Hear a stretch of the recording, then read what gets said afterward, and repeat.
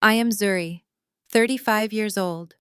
At my grandfather's 80th birthday dinner, my father stood up before the wealthiest families in Atlanta and smirked across the table. He told me I did not deserve to carry our last name. My brother actually clapped. The entire ballroom held its breath, waiting for me to shatter. Instead, my grandfather slowly got to his feet and said words that would destroy my father's entire empire. Before I reveal the masterstroke that brought them to their knees, let me know where you are watching from in the comments below. Hit that like button and subscribe if you believe that true legacy is built on respect, not manipulation. The crystal chandeliers of the Oakhead Country Club cast a warm, golden glow over 50 of Atlanta's most influential residents. Waitstaff in crisp white jackets floated silently between the tables, pouring expensive vintage champagne into long stem flutes. The aroma of roasted duck and aged wine filled the air. It was my grandfather Josiah's 80th birthday. It was a milestone that demanded the utmost respect, a celebration of a man who had survived Jim Crow and built a foundation for our family from the ground up. I sat near the head of the main table, wearing a tailored emerald green suit, quietly nursing a glass of sparkling water. I was there solely for my grandfather. He was the only man who had ever taught me the true value of a dollar and the heavy weight of personal integrity. My father, Jeremiah, sat directly opposite me. He spent the entire first hour of the evening loudly boasting about the family luxury car dealership to anyone who would listen. He was a man who loved the sound of his own voice, completely intoxicated by his perceived power within the local business community. He wore a custom-tailored tuxedo that screamed of new money desperation, constantly adjusting his cuffs to make sure his diamond links caught the light. Sitting right next to him was my younger brother Jamal. Jamal was the undisputed golden child, the heir apparent who wore expensive suits but could not balance a basic financial ledger to save his life. He sat there swirling a glass of top-shelf bourbon he certainly had not paid for. I could see the faint sheen of sweat forming on his brow, the nervous, erratic energy he always carried when he was hiding a massive financial failure. Beside Jamal sat his wife Ashley, a white woman who had married into our family 2 years ago and immediately adopted a persona of extreme entitlement. She spent the evening snapping her fingers at the catering staff and loudly complaining about the temperature of her soup. I watched them all with the detached observation of a professional. I ran my own wealth management firm. It was a company I built entirely from the ground up after my parents flatly refused to pay a single dime toward my college tuition. They had cut me off at 18 because I refused to major in what they demanded, telling me I would fail out in the real world. Now I managed investment portfolios worth more than their entire showroom combined. It was a fact they actively ignored because it did not fit their narrative of the successful father and the brilliant son. As the jazz quartet in the corner finished their elegant set, the room settled into a comfortable low murmur. Jeremiah picked up a heavy silver butter knife and tapped it sharply against his crystal champagne flute. The high-pitched chime cut through the conversation like a razor blade. The room fell completely silent. Pastors, politicians, and old money families all turned their eyes toward the patriarch of our table. Jeremiah stood up, smoothing his designer tie, his chest puffed out with absolute arrogance. "We are gathered here tonight to celebrate my father Josiah," Jeremiah began. His voice boomed across the lavish ballroom, deep and practiced. "But tonight is also about looking forward. It is about the future of Black excellence. It is about building a legacy that will stand the test of time. That is why I am incredibly proud to officially announce that my son Jamal is taking over as the sole president of our dealership operations." A smattering of polite applause rippled through the room. Jamal puffed out his chest, leaning back in his chair with a triumphant grin. Ashley leaned over and kissed his cheek, casting a superior glance in my direction. But Jeremiah was not finished. The polite applause faded, and the atmosphere in the room shifted. His eyes, cold and calculating, locked directly onto me. The fake warmth vanished from his face, entirely replaced by a cruel, rigid sneer. "Legacy requires absolute loyalty," Jeremiah said. His voice dropped to a dangerous carrying register that ensured every single person in the room could hear his next words. It requires blood to support blood. It requires a family to move as one united front.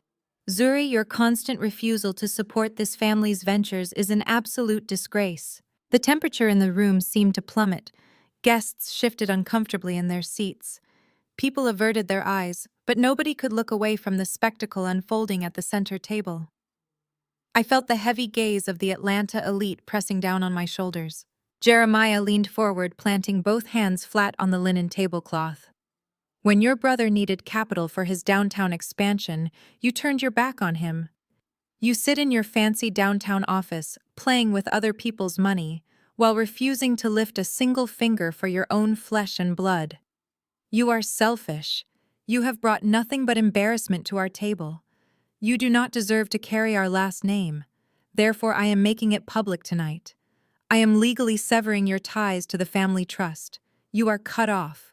The silence was absolutely deafening. Someone near the back of the room let out a sharp gasp. Jamal, completely emboldened by our father's extreme cruelty, actually raised his hands and began to slowly clap. The sound echoed off the high ceiling, mocking and rhythmic. He looked at me with a twisted smirk that practically dared me to cry. He was waiting for me to beg.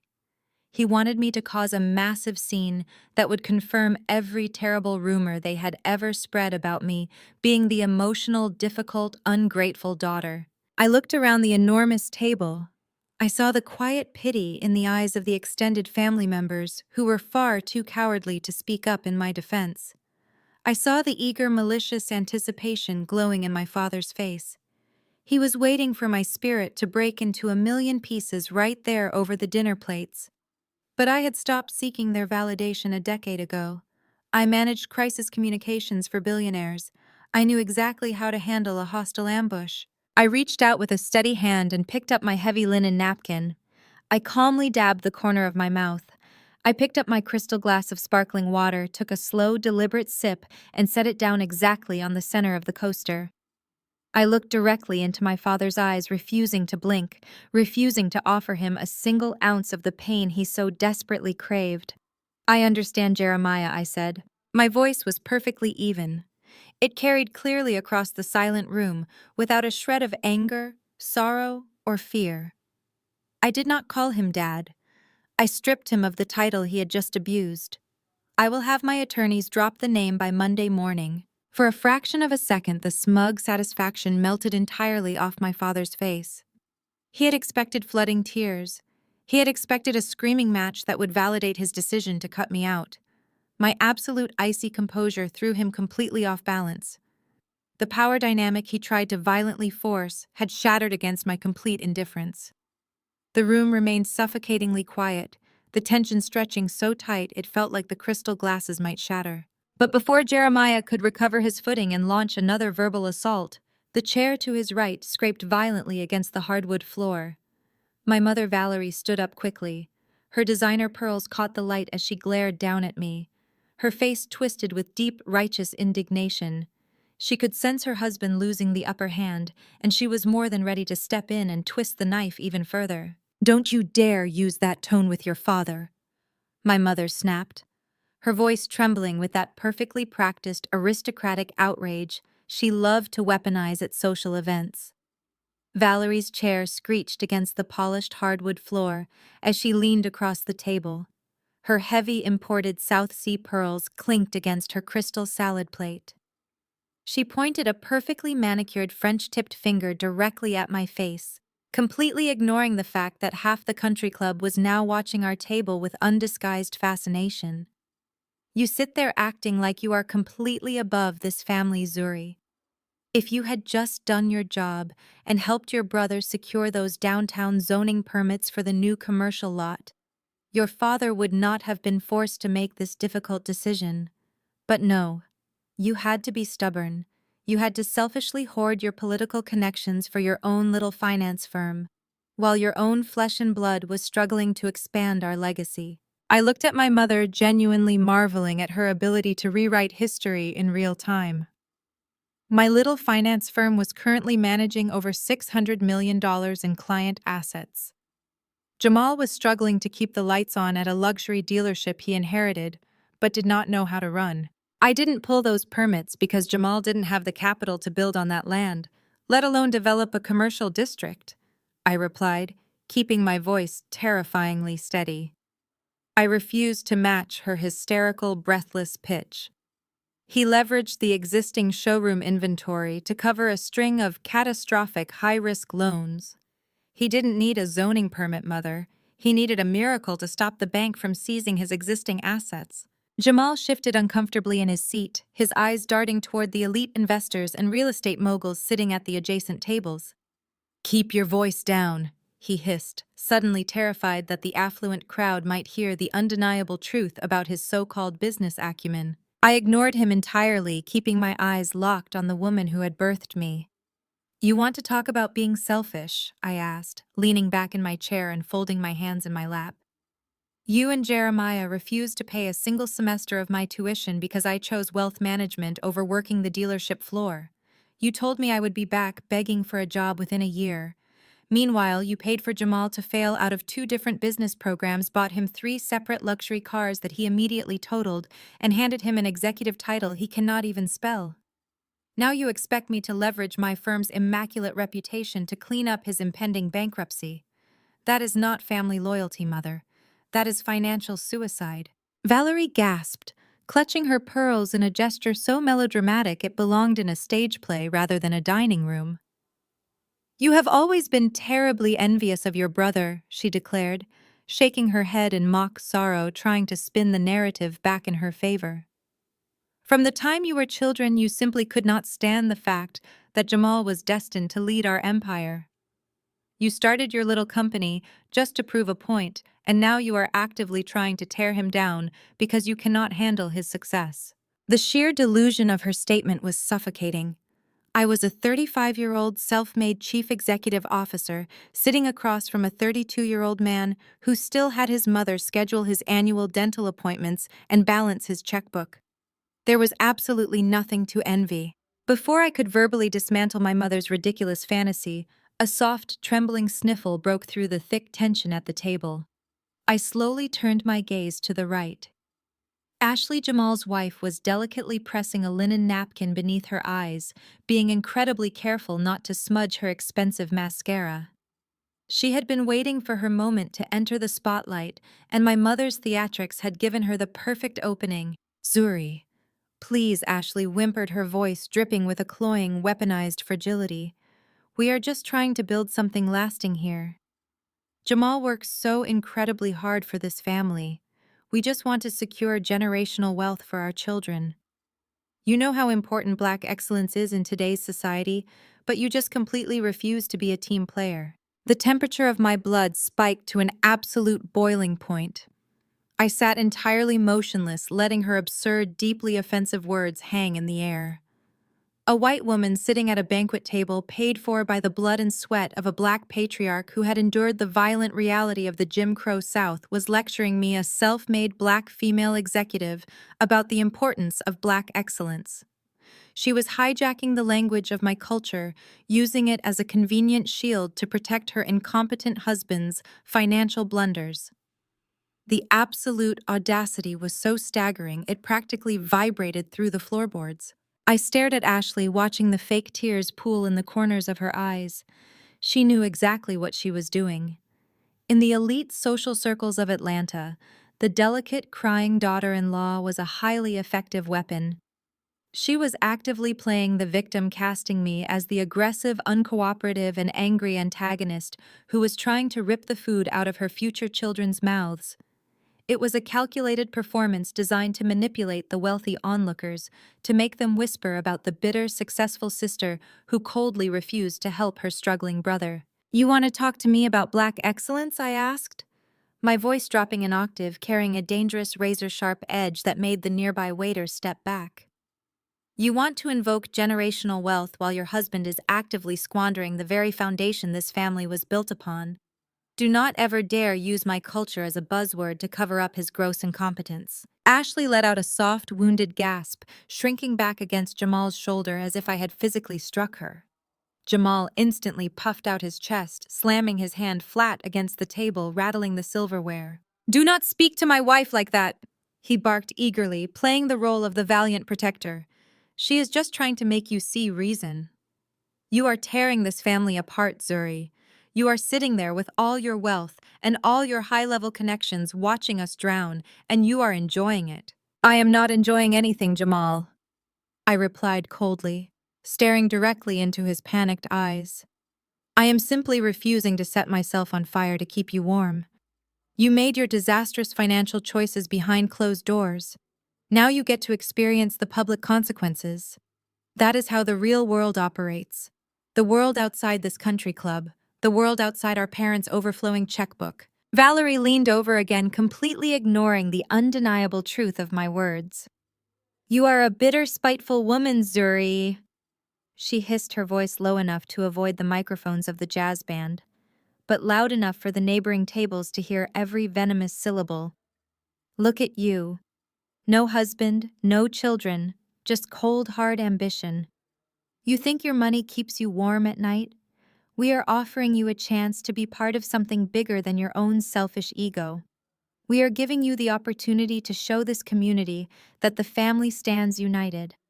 But you would rather watch your own brother fail than step up and do what is right." The emotional manipulation was a masterclass in psychological warfare. They were twisting my refusal to participate in bank fraud into a moral failing. They were using my single status and my fierce dedication to my career as evidence of a fundamentally flawed character. In their eyes, my independence was an aggressive act of defiance against the established family hierarchy. A dutiful daughter was supposed to support the men in her life, not effortlessly outshine them. Ashley, sensing that Valerie's harsh words had not cracked my composure, decided to try a different, far more intrusive tactic. She leaned across the table, her blonde hair falling over her shoulder, projecting an aura of a desperate, pleading peacekeeper. "Zuri, we can fix this," she murmured softly, her tone laced with a sickly, sweet condescension that made my skin crawl. "We can all just forgive and forget. Jamal is willing to overlook the disrespect. Your father is willing to let you back into the trust. Just call your contacts at the city planning office on Monday morning. That is all we ask of you. We are family. We have to stick together." Then she did the unthinkable. Ashley reached her arm across the pristine white tablecloth. She extended her hand and placed it directly over mine. She patted my skin with two slow, patronizing taps, as if she were soothing a feral, misbehaving animal that needed to be calmed. The unwanted physical contact sent a shockwave of absolute fury through my entire system.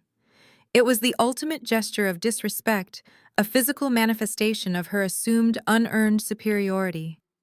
I looked down at her manicured fingers resting on my hand, then slowly raised my eyes to meet hers. The fake sympathy in her gaze faltered immediately as she saw the sheer, unadulterated warning burning in my expression. I opened my mouth, fully prepared to verbally decimate her. I was ready to strip away every ounce of her entitlement and expose the fraudulent nature of her marriage and her luxurious lifestyle in front of 50 of the city's most influential people. I was fully prepared to bring the entire facade crashing down to the floor right then and there. But before I could utter a single syllable, a sound cut through the suffocating tension of the dining room. Thump. It was a heavy, rhythmic sound. Thump. Thump. The solid, undeniable impact of a carved mahogany cane striking the polished hardwood floor. The hushed whispers of the surrounding guests evaporated instantly. The jazz quartet abruptly stopped playing mid-note, the musicians freezing in place. I pulled my hand away from Ashley's grip and turned my attention toward the head of the table. Grandpa Josiah, who had remained entirely silent and motionless throughout the entire agonizing ambush, was no longer sitting. He had gripped the edge of the table with his weathered, calloused hands, and slowly, with the agonizing effort of an 80-year-old man who carried the heavy weight of a turbulent century in his bones, pulled himself to his feet. His broad shoulders straightened his imposing frame, casting a long, heavy shadow that stretched directly across my father's plate. The entire ballroom seemed to freeze in time. Waiters stopped with silver trays hovering in midair. The clinking of crystal and the soft hum of affluent conversation vanished completely, replaced by a thick, suffocating silence. My grandfather, Josiah Holloway, did not demand attention. He simply commanded it by existing. He had spent his youth laying bricks and working on assembly lines before buying up real estate in Atlanta when nobody else would lend to a black man. He built a foundation of absolute granite so that men like my father could eventually wear Italian silk and pretend they were self-made royalty. Jeremiah swallowed hard, the sharp movement of his Adam's apple visible above his heavily starched collar.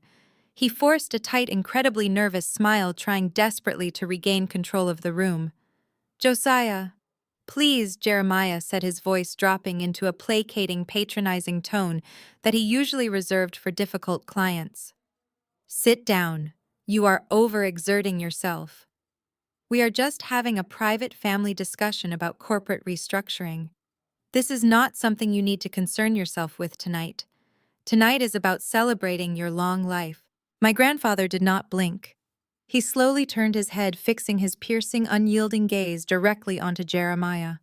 The look was so filled with absolute, unfiltered disgust that Jeremiah actually shrank back into his upholstered chair. "You think your name means power?" Jeremiah, my grandfather said, his voice a deep, resonant baritone that carried flawlessly to the very back of the ballroom. "You sit here in your velvet chair drinking $1,000 wine, and you genuinely believe that the sterling name is the bedrock of this empire. You forgot who built the ground you are standing on. You forgot who laid the bricks while you were busy polishing the windows." My mother reached out, her face pale, her perfectly manicured fingers trembling. "Daddy, please," she begged, her aristocratic facade entirely shattered. "Do not do this here. Not in front of the entire country club. Jeremiah is just doing what is necessary to protect the business. Zuri has been completely uncooperative." Josiah slammed the base of his mahogany cane against the floor again, the sharp crack silencing her instantly. "Do not speak to me about protecting a business you know absolutely nothing about, Valerie. I watched you enable this fool for 30 years, and I watched you both coddle a boy who cannot even tie his own shoelaces without asking for a corporate bailout." He turned his heavy gaze away from his daughter and his son-in-law, sweeping his eyes across the lavish ballroom. He looked at the politicians, the real estate developers, and the banking executives who had just witnessed my public humiliation. Then he looked directly at me. His eyes softened for just a fraction of a second, communicating decades of mutual understanding and silent respect. "If Zuri is not worthy of your name," my grandfather announced, his voice ringing with absolute authority, "then she will carry mine. She will carry the Holloway name. And she will carry absolutely everything that comes with it." Jeremiah let out a short, breathless laugh, a sound of pure, desperate confusion. "What are you talking about, Josiah? The dealership is in my name. The inventory is in Jamal's name. We own the empire. You retired a decade ago. You are an honorary chairman. You have no legal authority to interfere with the Sterling dealership assets." My grandfather leaned forward, resting both hands on the smooth, polished head of his cane.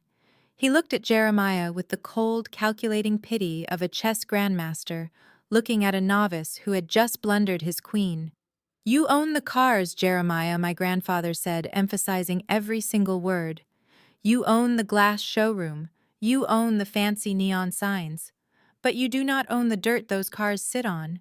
You have never owned the dirt." A collective murmur rippled through the surrounding tables as the elite business minds in the room instantly connected the dots.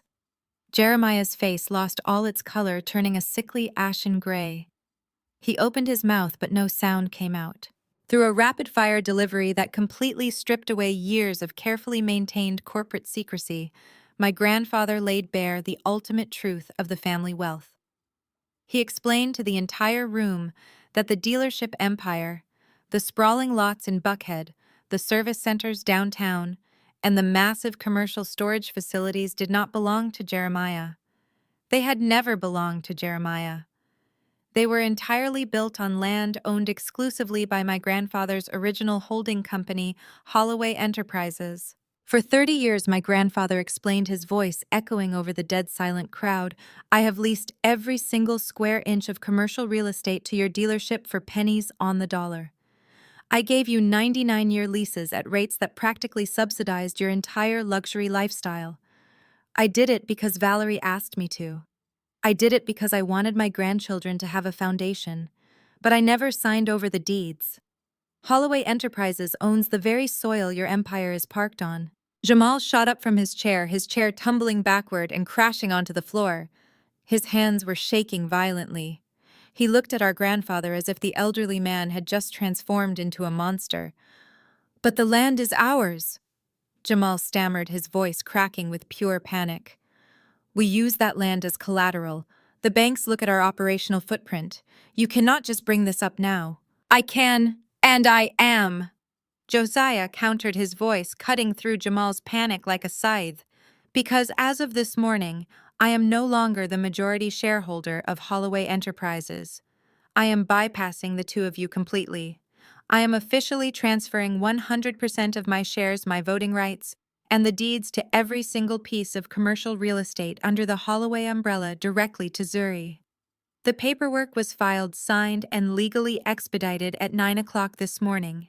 It is effective immediately. The power dynamic in the room flipped with such violent immediate force that it practically created a vacuum. I sat there in my emerald suit, my heart hammering a steady, powerful rhythm against my ribs. I knew my grandfather owned the original holding company, but I never anticipated he would execute a complete unilateral transfer of power right at the dinner table. The realization hit the surrounding tables like a shockwave. Wealth managers, real estate tycoons, and bankers were actively doing the math in their heads. They realized exactly what I had just realized.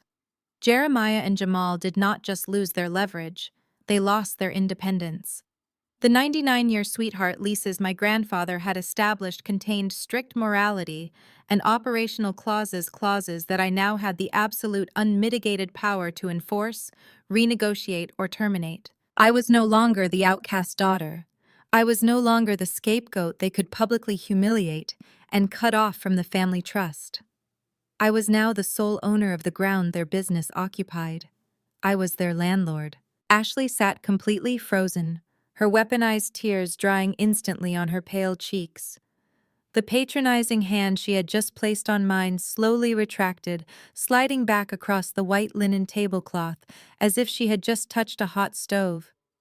She looked at me with wide, terrified eyes, the sudden realization of her husband's absolute lack of power crashing down on her carefully constructed reality. Jamal grabbed the edge of the table, his knuckles turning stark white. He looked completely unhinged. The arrogant clapping brother from 5 minutes ago had been completely obliterated. "No, Grandpa, you cannot do this to me," Jamal pleaded, his voice rising to a shrill, desperate pitch that stripped away any remaining illusion of black excellence or corporate composure. "You do not understand what you are doing. The downtown loans, the commercial expansion. The bank requires proof of long-term land security. If Zuri controls the holding company, they will trigger a total audit of my expansion capital." His words tumbled out in a frantic, uncoordinated rush. He was practically hyperventilating, entirely exposing the fact that he had leveraged assets he did not fully control. He had built a massive house of cards on a foundation of sand, and my grandfather had just handed me the deed to the beach. Jeremiah slammed both of his fists onto the table with a deafening crash that made the silverware jump. His face was twisted into a mask of pure, unadulterated rage. The veins in his neck bulged against his collar. He abandoned any pretense of Southern hospitality or country club decorum. "You have lost your mind, old man," Jeremiah roared, pointing a trembling finger at Josiah. "You are senile. You have completely lost your grip on reality. I will have you declared legally incompetent by Monday morning.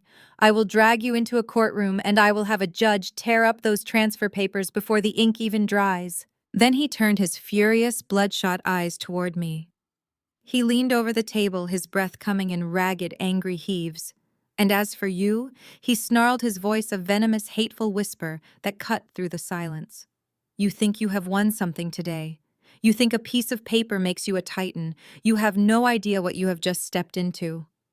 I will use every single favor, every single contact, and every single dollar in the Sterling Trust to absolutely crush your little finance firm. I will strip your clients. I will ruin your professional reputation.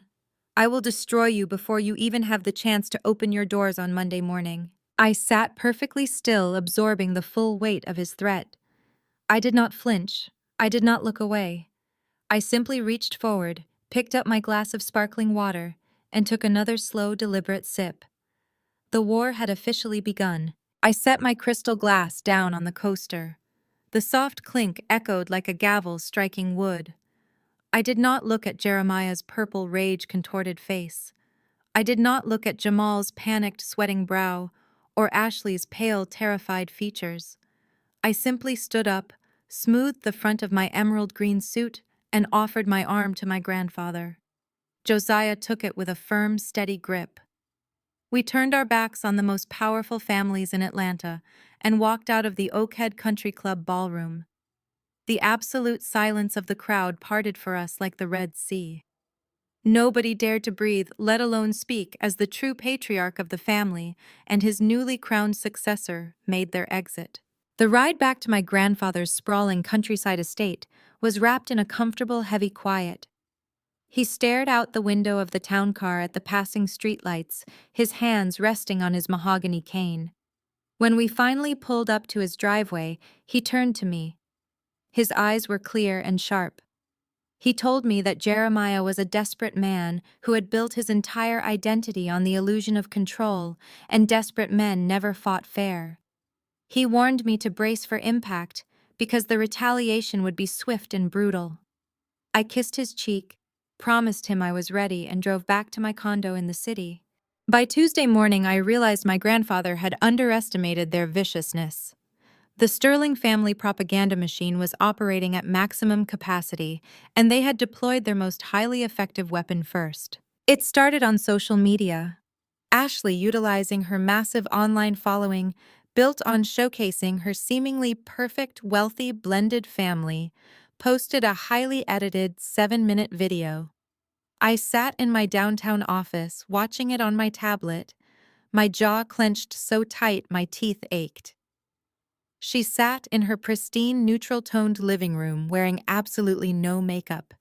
Her blonde hair was pulled into a messy bun to project maximum vulnerability. She stared directly into the camera, her eyes brimming with weaponized tears that fell at perfectly timed intervals. She did not use my name, but she painted a devastatingly clear picture for her hundreds of thousands of followers. She wept openly about how a greedy, estranged family member had preyed upon an elderly, confused patriarch. She sobbed about how this bitter relative had manipulated a vulnerable man suffering from the early stages of dementia, forcing him to sign over the very land that provided for her innocent children. She invoked faith, crying about how the devil uses jealousy to tear loving families apart. She ended the video by asking her followers to pray for her husband, a hard-working man whose generational legacy was being stolen by a malicious, money-hungry woman. The sheer societal audacity of the video was breathtaking. She knew exactly what she was doing. In the affluent circles of Atlanta, the delicate crying daughter-in-law was an incredibly powerful social tool. She was weaponizing her fragility against me, painting me as the aggressive, unhinged black woman actively trying to destroy a family. The fallout was instantaneous. The video went viral within our social and professional circles. By noon, my mother's phone was undoubtedly ringing off the hook. Prominent church members, charity board directors, and community leaders were all calling Valerie to offer their deepest sympathies for her wayward, wicked daughter. I was instantly branded as an elder abuser, a corporate thief, and a disgrace to the community. My social media channels were flooded with vile comments from strangers calling me a monster. I turned off my phone notifications and took a deep breath, refusing to let the public humiliation break my focus. I knew a smear campaign was just the opening salvo. The real attack was coming for my livelihood. At exactly 1 o'clock in the afternoon, my lead broker Marcus knocked on my heavy glass office door. He looked physically ill. He walked in, shut the door tightly behind him, and dropped a stack of heavily redacted portfolios onto my desk. Jeremiah was not bluffing at the dinner table. He had spent the last 48 hours cashing in 30 years of golf course favors and country club handshakes. Marcus informed me that two of our biggest anchor clients, both old money Atlanta real estate moguls who played poker with my father every single Sunday, had just called to terminate their contracts. They were pulling over $30 million in assets under management from our firm effective immediately. They cited vague concerns about recent shifts in corporate leadership and personal character, a direct echo of Ashley's viral video and my father's behind-the-scenes poison. Losing $30 million in a single afternoon was a catastrophic bleeding wound for an independent firm like mine. It threatened our quarterly projections, our operational budget, and the bonuses of the employees who relied on me. Marcus stood there sweating, asking me what our crisis management protocol was going to be. He wanted to know if we should draft a press release or seek legal counsel for defamation. I looked up at Marcus, maintaining an expression of complete unbothered calm. I told him to process the client withdrawals immediately, without a single word of protest or negotiation. I instructed him to send them a complimentary bottle of our best corporate wine with a polite thank you note for their past business. When people show you they can be bought with country club gossip, you hold the door open for them to leave. Marcus nodded, his panic subsiding slightly in the face of my absolute certainty, and left the office to execute my orders. As soon as the door clicked shut, my private office line rang. I did not need to check the caller ID to know exactly who was on the other end. I picked up the receiver and pressed it to my ear without saying a word. "Are you ready to stop this ridiculous tantrum, Zuri?" My mother's voice flowed through the speaker. It was thick with a toxic honey-coated condescension. Valerie sounded incredibly pleased with herself, entirely convinced that the combination of Ashley's character assassination and Jeremiah's financial sabotage had brought me to my knees. "You have caused quite enough embarrassment for 1 week," Valerie continued, her tone shifting into the patronizing cadence she used when scolding a toddler. "Your father is furious, but he is a reasonable man. I have spoken to him. I have calmed him down. We are offering you a compromise. You are going to sign the holding company over to Jamal today. If you drop this foolish vendetta and transfer the deeds, we will publicly forgive you. Ashley will take down her little video. Your father will make a few calls and get your clients back." I listened to her breathe, the sheer manipulation of her offer hanging in the air. "Do not make us destroy you, Zuri," my mother warned, her voice dropping the maternal act and exposing the cold steel beneath. "You are completely out of your depth. You cannot win a war against your own blood. Sign the papers, or by Friday, your little firm will not even exist." I did not yell. I did not defend my character or try to explain the utter depravity of Ashley, using dementia as a buzzword to garner social media sympathy. I simply lowered the phone and pressed the glowing red button to disconnect the call. I was done speaking to them. Instead of engaging in a public relations war I could not win, I locked my office door, closed the privacy blinds, and opened the heavy fireproof safe hidden behind my bookshelf. Inside was a thick, leather-bound ledger my grandfather had given me that morning, along with a secure flash drive containing the master financial records of Holloway Enterprises. I sat down at my desk, booted up my secure terminal, and began to do what I did best. I stopped reacting and started analyzing. I pored over the corporate tax filings from the last 5 years. I cross-referenced the incredibly low lease payments the dealership was making to the holding company against the public financial disclosures Jamal had filed for his recent massive showroom expansions. For hours, the only sound in my office was the rapid clicking of my keyboard and the scratching of my pen on a legal pad. I traced the operational costs. I looked at the property valuations. I dug deep into the leveraging ratios. Suddenly, my hands stopped moving. My eyes locked onto a specific sequence of numbers buried deep within a subsidiary tax filing from 18 months ago. I read the column once. I read it twice. The air in my office suddenly felt freezing cold. My pulse thundered in my ears as the horrifying reality of what I was looking at finally clicked into place. Jamal had not just mismanaged the dealership. He had not just made a few bad investments or overspent on luxury inventory. He had committed a financial sin so massive, so recklessly illegal, that it threatened to bring down the federal authorities on all of their heads. And my father had been actively covering it up. The smear campaign, the panic at the dinner table, the aggressive threats, it was not about losing face. It was about staying out of federal prison. I stared at the glowing screen, my blood running absolutely cold. I stared at the glowing screen, my blood running absolutely cold. The numbers sitting in front of me were not just an indicator of bad business. They were the unmistakable fingerprint of a federal crime. I pulled the subsidiary tax filings closer, running my index finger down the columns of Jamal's commercial expansion ledger. For the past 2 years, my father had praised Jamal for his aggressive growth strategy, bragging at every country club dinner about how his son was taking the sterling name into high-end real estate development. The reality was a catastrophic house of cards. Jamal had attempted to develop a multi-use luxury commercial district on the south side of the city. It was supposed to be a vanity project, a gleaming monument to his non-existent business genius. But construction had stalled out 6 months ago.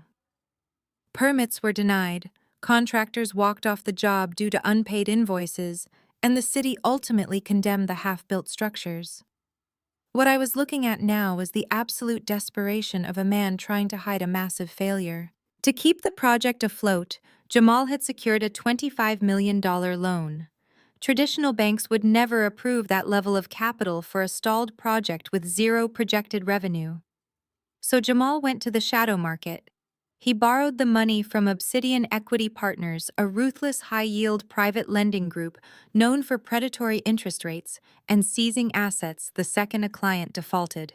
But Obsidian Equity would never hand over $25 million without ironclad collateral. I opened another secure file on the flash drive, digging into the exact terms of the loan agreement. My eyes scanned the digital signatures, and a wave of pure disgust washed over me. Jamal had not used the dealerships as collateral. They were already leveraged to the breaking point.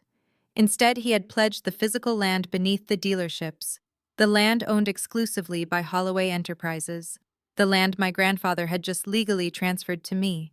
The mechanics of his fraud were laid bare on the screen.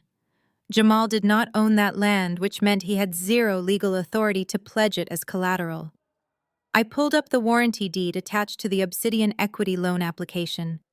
There at the bottom of the final page was my grandfather Josiah's signature. It was a clumsy, desperate forgery.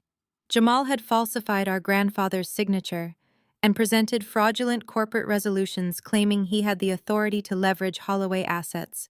My brother had committed federal wire fraud, bank fraud, and aggravated identity theft.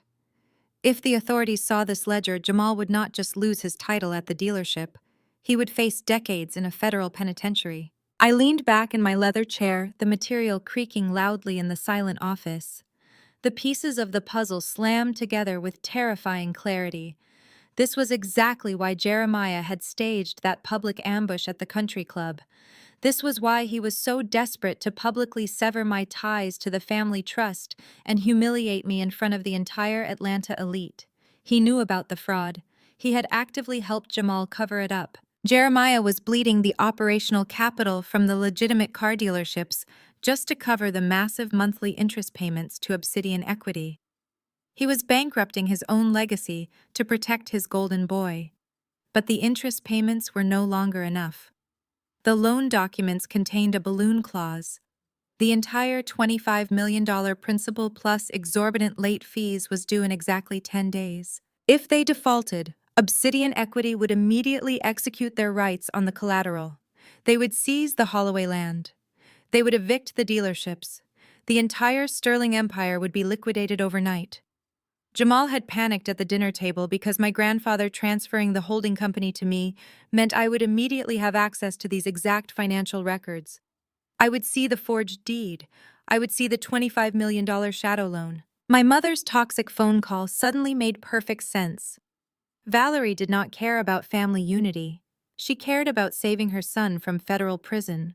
Her offer to forgive me if I just signed the holding company over to Jamal was a desperate attempt to put the stolen assets back into his hands before Obsidian Equity came calling for their balloon payment. They needed the deeds in Jamal's name so he could legally sell the land to cover the fraudulent debt. I felt a deep, sickening knot twist in my stomach. My own parents were entirely willing to sacrifice my professional reputation, my emotional well-being, and my position in the family just to cover up a felony committed by my brother. They were ready to let me take the public fall as a bitter, jealous outcast so Jamal could quietly clean up a $25 million catastrophe. I did not sleep that night. I sat at my desk as the city of Atlanta slowly woke up outside my window. The sky turned a bruised shade of purple, then a pale, unforgiving gray. I printed out every single page of the fraudulent loan agreements, the forged warranty deeds, and the internal dealership ledgers showing the illegal transfer of operational funds. I compiled them into a thick, undeniable dossier of criminal behavior. I secured the master flash drive back inside my fireproof safe. At 8 o'clock in the morning, the heavy glass doors of my wealth management firm unlocked. The usual hum of my employees arriving for work began to filter through the walls of my private office. I knew the atmosphere out there was tense. My staff had undoubtedly seen Ashley's viral video crying about elder abuse, and they had definitely felt the panic of losing $30 million in client assets the previous afternoon. At 8:15, Marcus walked into my office. He did not knock. He looked even worse than he had yesterday. His face was drawn and he was holding a thick, rigid cardboard envelope in his hand. He walked directly to my desk and set it down in front of me. "It just arrived via private courier," Marcus said. His voice was tight, carefully controlled to mask his anxiety. The courier demanded a signature from a corporate officer. "It is from Harrison and Vance." Harrison and Vance was one of the most ruthless, expensive corporate litigation firms in the state of Georgia. They were the legal attack dogs the elite families used when they wanted to completely obliterate their opponents. I stared at the stiff cardboard envelope, recognizing my father's aggressive tactics immediately. I picked up a silver letter opener sliced through the heavy adhesive seal and pulled out a thick stack of legal documents printed on premium watermarked paper. I read the top page and a sharp, cynical laugh actually escaped my throat.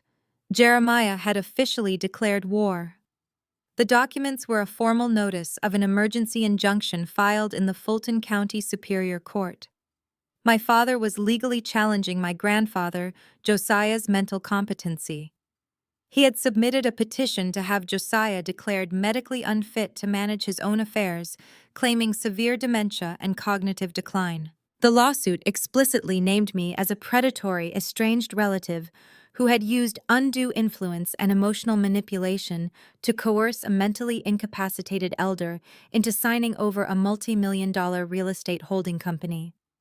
Jeremiah was demanding that the court immediately freeze all assets related to Holloway Enterprises, nullify the transfer deeds, and appoint him as the sole legal conservator over my grandfather's estate. It was a brilliant, utterly ruthless legal maneuver. By filing for a conservatorship, Jeremiah was attempting to legally trap the land deeds in probate limbo, buying Jamal enough time to renegotiate the balloon payment with Obsidian Equity. More importantly, it was a public execution of my character. The lawsuit would become public record. The business community would see the legal filing, and it would perfectly validate every single lie Ashley had spun in her crying video. They were framing me as a criminal to hide their own crimes.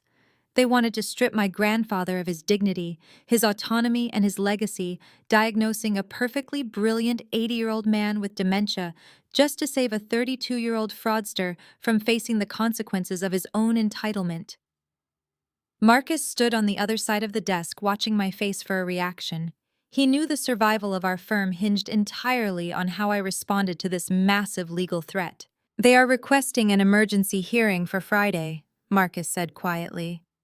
"If the judge grants the injunction, your assets will be completely frozen. We will not be able to operate the holding company." I looked down at the forged signatures I had uncovered during the night, then looked at the lawsuit my father had just delivered. Jeremiah and Jamal thought they were playing a game of intimidation. They thought that because I was a woman, because I was the daughter they had always dismissed, I would fold under the pressure of a high-profile legal battle and community outrage. They truly believed I would surrender the land just to make the public nightmare stop. They had no idea that I held the match that could burn their entire lives to the ground. I placed the lawsuit neatly on the corner of my desk. I looked up at Marcus, my voice completely stripped of emotion, radiating nothing but absolute focused intent. Cancel all of my internal meetings for the rest of the week, I told him. Do not issue a single public statement regarding my father or the dealership. Let them keep talking. Let Ashley keep posting her videos. Let them build their public narrative as high as they possibly can. Marcus nodded, though he still looked incredibly nervous. What are we going to do about the lawsuit? He asked. I picked up the file containing Jamal's forged loan documents and placed it securely in my briefcase. My family just went for the throat, I said, standing up and buttoning my suit jacket. It is time for me to go for the jugular. Marcus nodded, swallowing hard, and backed out of my office, pulling the heavy glass door shut behind him. I did not even have the chance to fully outline my counteroffensive before a sharp, aggressive commotion erupted in the outer reception area. I looked up through the glass partitions of my corner office. My receptionist, Elena, was standing up behind her marble desk, holding her hands out in a clear attempt to block someone from entering the executive suite. The person shoving past her with absolutely zero regard for professional boundaries was my brother. Jamal looked entirely unhinged. The perfectly tailored, effortless aesthetic he usually paraded around the country club had completely evaporated. His expensive Italian suit jacket was unbuttoned and wrinkled. His silk tie was pulled loose, hanging haphazardly around his neck, and a sheen of frantic, greasy sweat coated his forehead. He shoved the heavy glass door to my office open with so much force that the hinges groaned in protest. I am so sorry, Miss Holloway, Elena said, her voice breathless. He just barged right through the security doors. I can call building security immediately. I raised a single hand, keeping my posture perfectly relaxed, in my high-backed leather chair. It is fine, Elena, I replied smoothly. My brother was just leaving. Give us exactly 5 minutes, and if he is not back on the elevator by then, you can have security escort him off the premises. Elena nodded curtly, shooting Jamal a look of pure disdain before pulling the door shut, leaving the two of us sealed inside the soundproof room. Jamal did not waste a single second. He marched directly up to my desk, slammed his hands flat against the polished mahogany, and leaned over, attempting to use his physical size to intimidate me. He threw a single crumpled document directly onto my keyboard. Sign it! He demanded, his voice ragged and breathless, like he had just sprinted up 5 flights of stairs. I did not even flinch. I slowly lowered my gaze to the piece of paper. It was a standard legal waiver, hastily drafted and lacking any formal corporate letterhead. The language was blunt and desperate. It was a complete relinquishment of any and all rights claims and ownership stakes regarding the Holloway Enterprises Trust, and all associated land deeds, transferring them unconditionally back to Jeremiah Sterling and Jamal Sterling. I looked back up at my brother. I did not say a word. I simply let the silence stretch, forcing him to stew in his own frantic energy. Are you deaf? Zuri, Jamal barked, slamming his fist against the desk again. I said sign the paper. You have had your fun. You threw your little temper tantrum at the country club and you embarrassed Mom in front of half the city. But the game is over. Dad just filed a massive competency lawsuit against Grandpa. You are completely outmatched. He paced back and forth in front of the floor-to-ceiling windows, running a shaking hand over his closely cropped hair. He was trying to project dominance, but the raw, unadulterated fear rolling off him in waves was palpable. He smelled of stale scotch and expensive, stress-tinged cologne. You really think you can run a commercial real estate holding company? Jamal scoffed, stopping to point a trembling finger at my face. You are just a glorified accountant, Zuri. You manage mutual funds for bored rich widows. You do not know how the real world works. You do not know how to handle multi-million-dollar leverage. You are playing in a league you cannot even begin to comprehend. I folded my hands neatly on top of my desk. The sheer arrogance of his entitlement was staggering. Here was a man who had secretly bankrupted his own future, standing in the office of a self-made executive, calling her a glorified accountant. If you do not sign that waiver right now, Jamal continued, his voice dropping into a malicious, threatening sneer. Dad is going to ruin you in court. He is going to drag your name through the mud. He is going to expose every single detail of your pathetic, lonely life to the press. He will freeze every asset tied to the Holloway name, and he will bankrupt your little firm in legal fees before the judge even hears the opening arguments. Sign the paper, Zuri. Do not make us destroy you. His chest was heaving. He was terrified, grasping at every manipulative tactic he had ever used to get his way. I slowly leaned back in my chair, uncrossing my legs. As I did, I brought my left hand up to rest casually against my right wrist. With a subtle practice motion, I tapped the face of my smartwatch twice, activating the high-fidelity voice memo recording feature. The screen flashed a tiny red dot, completely hidden from his line of sight. If Dad's lawsuit is such an ironclad guarantee, Jamal, I said, my voice dangerously soft. And even then, why exactly are you standing in my office, sweating through a $3,000 suit, begging me to sign a worthless piece of paper? Jamal froze. His jaw worked silently for a moment, before he managed to speak. I am not begging. I am offering you a way out. I am trying to save you from absolute financial ruin. You are trying to save yourself, Jamal, I countered, keeping my tone conversational, as if we were discussing the weather rather than federal crimes. Because a competency lawsuit takes months to litigate. Even with an emergency injunction, probate court is a painfully slow process. The land deeds will be frozen in legal limbo while the court evaluates Grandpa's mental state. And a frozen asset cannot be sold, transferred, or used to satisfy an impending debt. Jamal's eyes darted wildly around the room, avoiding my gaze. I do not know what you are talking about. I leaned forward, resting my elbows on the desk, closing the physical distance between us. Let us stop pretending, I whispered, delivering the final fatal blow. How exactly are you planning to cover a $25 million balloon payment to Obsidian Equity Partners in 10 days using a frozen asset? All the blood instantly drained from Jamal's face. He looked as if he had just been physically struck. His mouth fell open and he stumbled backward, his legs hitting the edge of one of my leather guest chairs.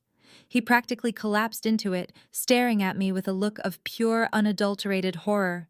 How, Jamal stammered, his voice dropping to a terrified, breathless whisper. How do you know that name? Because I own the holding company, Jamal. I replied, locking my eyes onto his panicked gaze. I own the master ledgers.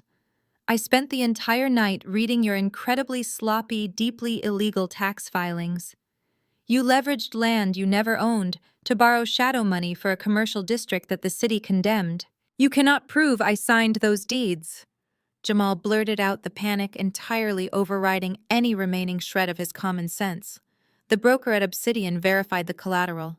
You cannot prove I falsified Grandpa's signature.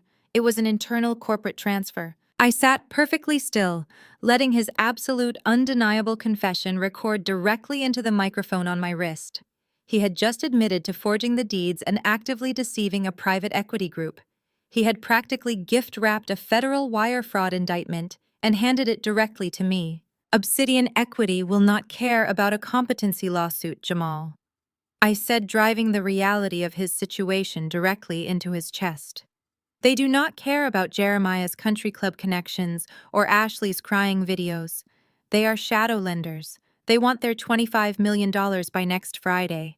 If you default, they will seize the dealerships. And when they realize the collateral was forged, they are going to call the federal authorities. Jamal leaped up from the guest chair, his movements entirely erratic. He grabbed the unsigned waiver off my desk, crumpling it in his fist. He was breathing heavily, pacing like a caged, terrified animal, realizing the walls were closing in. He looked at the heavy glass door, then back at me, his face twisting into a mask of pure, desperate hatred. You think you are so smart! He screamed, his voice cracking violently, completely abandoning any remaining pretense of control. You think you have me backed into a corner. You do not know anything. It does not matter what you found in those ledgers. He backed away toward the exit, pointing the crumpled ball of paper at my face. Dad already fixed it. Jamal yelled, his voice echoing off the soundproof walls. He found a private investor. We are getting a massive cash injection by Friday. We are paying off Obsidian Equity in full before the balloon deadline even hits. Your little land grab is totally useless, Zuri. We are going to wipe the debt clean, and then we are going to bury you. He spun around, yanked the heavy glass door open, and stormed out into the reception area. I watched through the glass partitions as he practically sprinted toward the elevators, leaving a trail of stunned, whispering employees in his wake. I sat in the sudden, absolute silence of my office. I slowly brought my left wrist up, tapped the screen of my smartwatch, and stopped the recording. The audio file saved securely to my encrypted cloud drive. I looked at the empty space where my brother had just been standing. A slow, deeply genuine smile spread across my face. A private investor. Jeremiah Sterling had somehow managed to locate a private investor willing to drop $25 million in liquid cash to cover a fraudulent shadow loan in less than a week. It was an act of supreme, staggering desperation. And it was exactly the opening I needed. I picked up my desk phone and dialed my lead broker's extension. Marcus answered on the first ring. "Marcus," I said, my voice sharp, authoritative, and completely devoid of fear. "I need you to mobilize our entire intelligence team immediately. I want a full comprehensive sweep of every single private equity firm, venture capital group, and independent angel investor operating within a 500-mile radius of Atlanta. Jeremiah Sterling is trying to secure a $25 million emergency bailout before Friday. Find out exactly who he is talking to." I paused, my eyes drifting toward the Atlanta skyline stretching out beyond my windows. "Find out who they are," I instructed smoothly, "because I am going to buy them out before Jeremiah even gets the chance to sign the paperwork." By Wednesday morning, the suffocating tension that had gripped the Atlanta business elite began to shift into a manic, buzzing energy. Jeremiah Sterling had never been a man capable of quiet victories. He required an audience. He required applause. He required the world to know that he was untouchable. He immediately started leaking the news to his preferred contacts at the Atlanta Business Chronicle before the ink on his term sheets was even fully dry. The headlines practically wrote themselves, appearing on the digital screens of every wealth manager and real estate developer in the city. Sterling Auto Empire secures massive private equity buyout to complete downtown expansion. He was deliberately painting himself as a visionary titan of industry who had effortlessly weathered a minor corporate storm. He was taking a victory lap right through the center of Buckhead, entirely convinced that his legacy was secure. Jamal, completely insulated by our father's desperate blind protection, returned to his usual haunts with terrifying speed. My intelligence team reported that he was spotted at Bones Restaurant on consecutive nights, ordering extravagant bottles of Louis XIII cognac. He was loudly bragging to anyone who would listen that his commercial district was back on track and bigger than ever. He genuinely believed he had outmaneuvered the consequences of a $25 million federal crime. The sheer staggering delusion required to operate at that level of arrogance while standing on a trapdoor was almost fascinating to watch. They thought they had found a lifeline. They thought they had completely bypassed my grandfather's authority and my newfound leverage. My private cell phone vibrated violently against the polished wood of my desk, shattering the quiet focus of my office. The screen illuminated, displaying a notification from a group chat titled Sterling Family. It was a digital space I had kept muted for over 2 years. It was an arena entirely dedicated to my mother planning highly orchestrated holiday photo shoots, and my father dropping passive-aggressive links to articles about dutiful children working in family businesses. I slowly picked up the phone. The messages were coming in rapid succession. The first message was from Jeremiah. It did not contain a greeting. It was stripped of any familial warmth, reading like a corporate cease and desist letter, mixed with the petty, unhinged gloating of a schoolyard bully. "We just secured funding. Your little stunt with Grandpa failed. We are closing the deal tomorrow morning.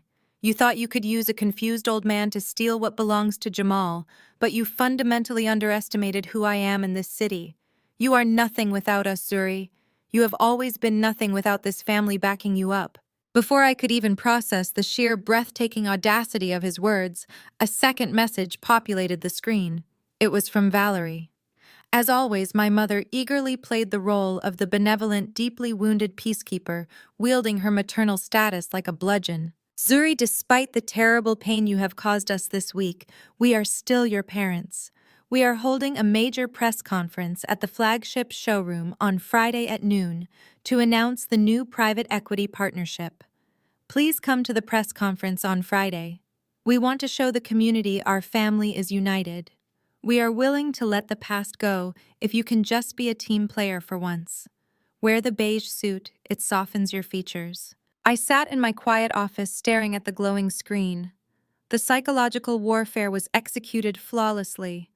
It was a perfectly designed, deeply toxic trap. Valerie and Jeremiah knew exactly how the Atlanta elite operated. If I refused to attend the press conference, the whispered narrative would solidify immediately.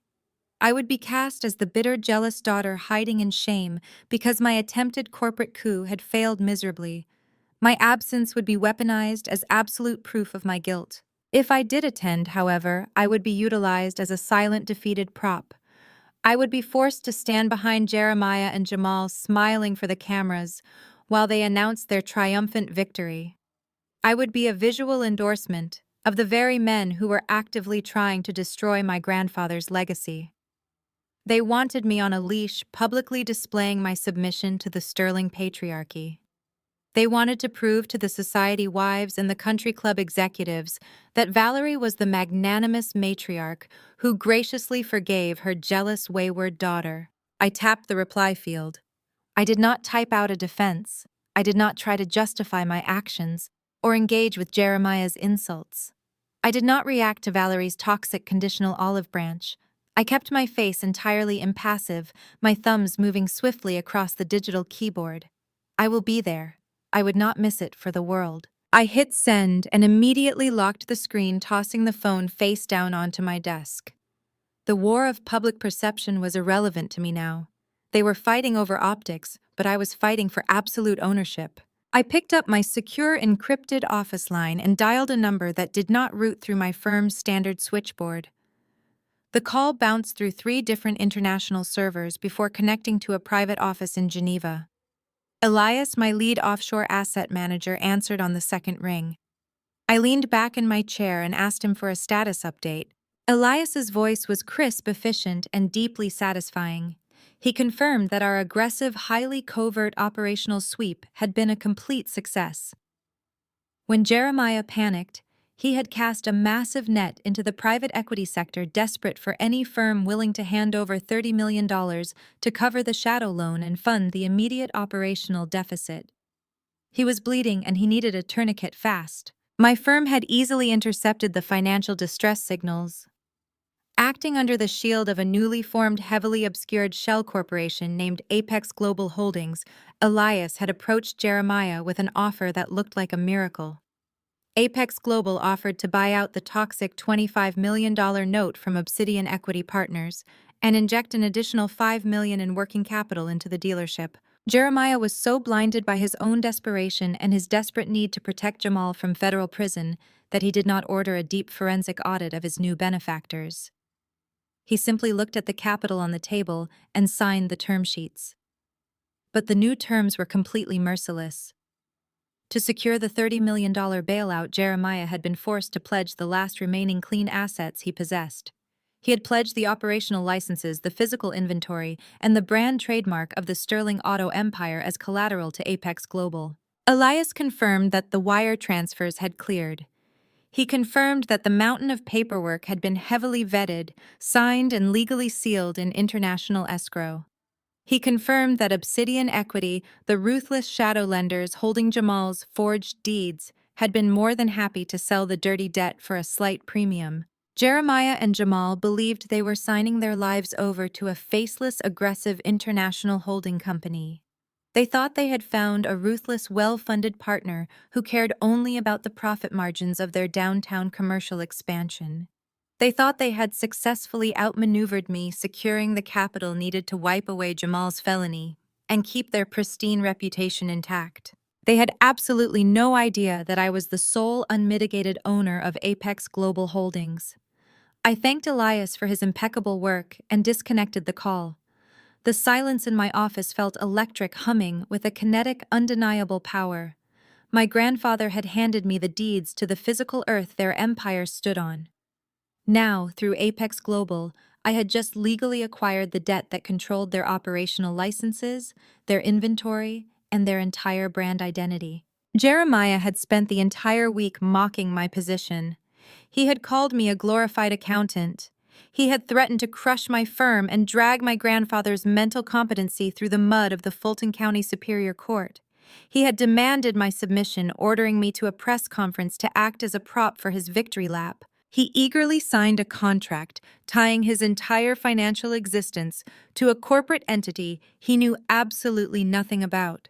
He had signed away his freedom, his leverage, and his legacy. I stood up, walked over to the floor-to-ceiling windows, and looked out over the sprawling, sunlit expanse of Atlanta. The Sterling family thought Friday was going to be a celebration of their resilience. They thought they were going to stand at a podium, look into the flashing cameras, and announce their triumphant return to the top of the food chain. They wanted a show. I was fully prepared to give them a masterpiece. I did not sleep for the next 48 hours.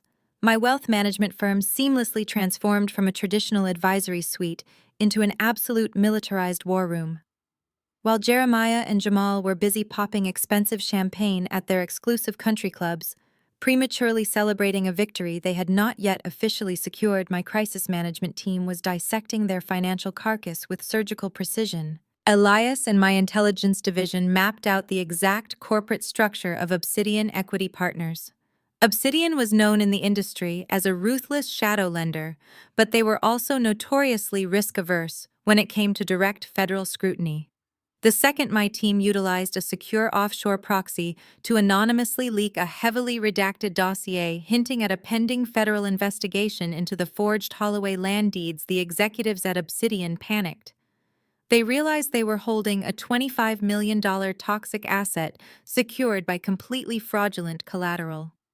They wanted to wash their hands of the entire Sterling family mess before the federal authorities came knocking with subpoenas and asset freezes. That was the exact moment Apex Global Holdings stepped out of the shadows. Operating entirely through a labyrinth of Swiss servers and offshore holding accounts, I authorized Elias to make Obsidian Equity a direct, non-negotiable buyout offer. I utilized the liquid capital my grandfather had legally transferred to me through Holloway Enterprises. I did not offer them $25 million. I offered them exactly $8 million in clean, immediately accessible, untraceable cash to walk away from the debt entirely. Obsidian took the massive loss just to scrub the criminal liability from their corporate ledgers. I bought my family's financial execution for absolute pennies on the dollar. But purchasing the toxic debt was only the first phase of the strategy. Jeremiah still needed immediate operational capital to keep his legitimate dealerships afloat after bleeding their accounts dry to cover Jamal's previous exorbitant interest payments. So, acting as Apex Global, my firm extended an incredibly generous expedited restructuring offer directly to Jeremiah Sterling. We offered to assume the initial debt and inject an additional $5 million in immediate liquid cash to save his failing empire. Jeremiah was so completely blinded by his own arrogance and his desperate clawing need to protect his golden boy from federal prison that he rushed the paperwork through his legal team in less than a single business day. He never bothered to order a forensic audit of his new benefactors. He never demanded to look behind the corporate curtain of Apex Global. He simply saw a pile of cash large enough to hide his son's felony, and he blindly signed his name on the dotted line. I sat at my polished mahogany desk as the sun set over the Atlanta skyline, tracing my index finger over the digital signatures on the finalized countersigned term sheets. The absolute magnitude of what I had just legally acquired was staggering. The new Apex Global contract contained a comprehensive ironclad cross-collateralization clause. Jeremiah thought he was securing a standard commercial real estate bailout. In reality, to guarantee that $5 million cash injection he had signed over absolutely everything. I pulled up the itemized asset list on my monitor, reading through the inventory with a cold, detached satisfaction. I now held the master liens on every single Sterling Auto Empire dealership in the state of Georgia. I owned their operational licenses, the commercial lots their showrooms sat on, and the millions of dollars in physical vehicle inventory parked on their asphalt. If they defaulted on a single provision or missed a single payment by a fraction of a second, I had the immediate legal authority to liquidate the entire fleet of luxury vehicles and shutter their doors permanently. But the true, undeniable masterpiece of the acquisition was the personal guarantees. Jeremiah had been so fiercely certain of his ultimate success, so convinced that his downtown commercial expansion would eventually yield billions, that he had leveraged his own personal assets to push the deal through. I now held the primary mortgage on Jeremiah and Valerie's sprawling 10,000 square foot estate in Buckhead. I held the deed to Jamal's luxury downtown penthouse. They had literally mortgaged the roofs over their heads to a faceless shell corporation. They thought they had brilliantly outsmarted me. They thought that stripping me of my inheritance and publicly humiliating me at the country club would leave me powerless and obedient. Instead, my father and my brother had legally bound themselves to me in chains of their own making. I was no longer just the estranged, disappointing daughter. I was their bank. I was their landlord.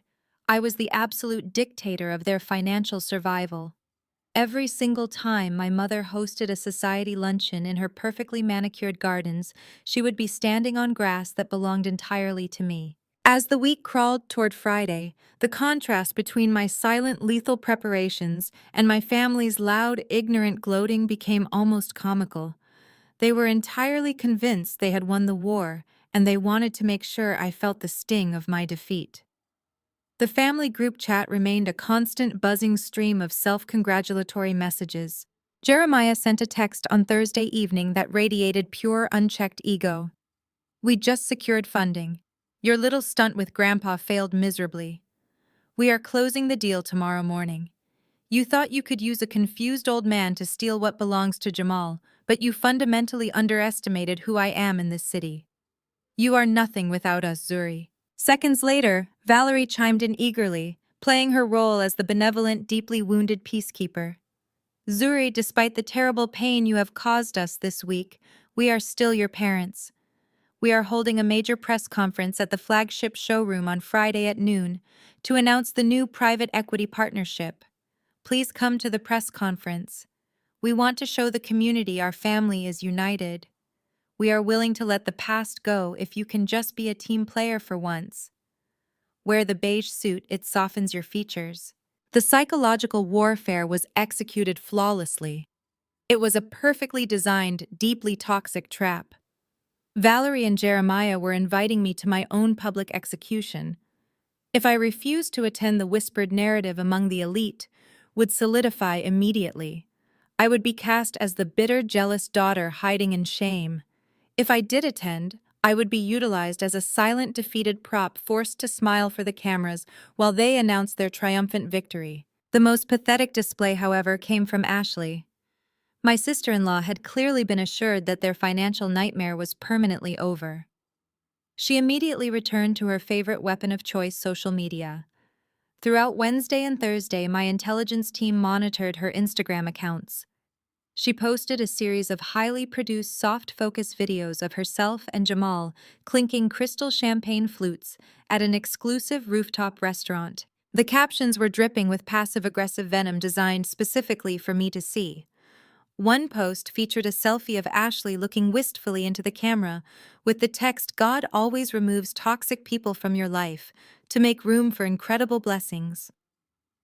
Another showed Jamal stepping into a brand new sports car, captioned, "When you stay true to your family legacy, the universe rewards you."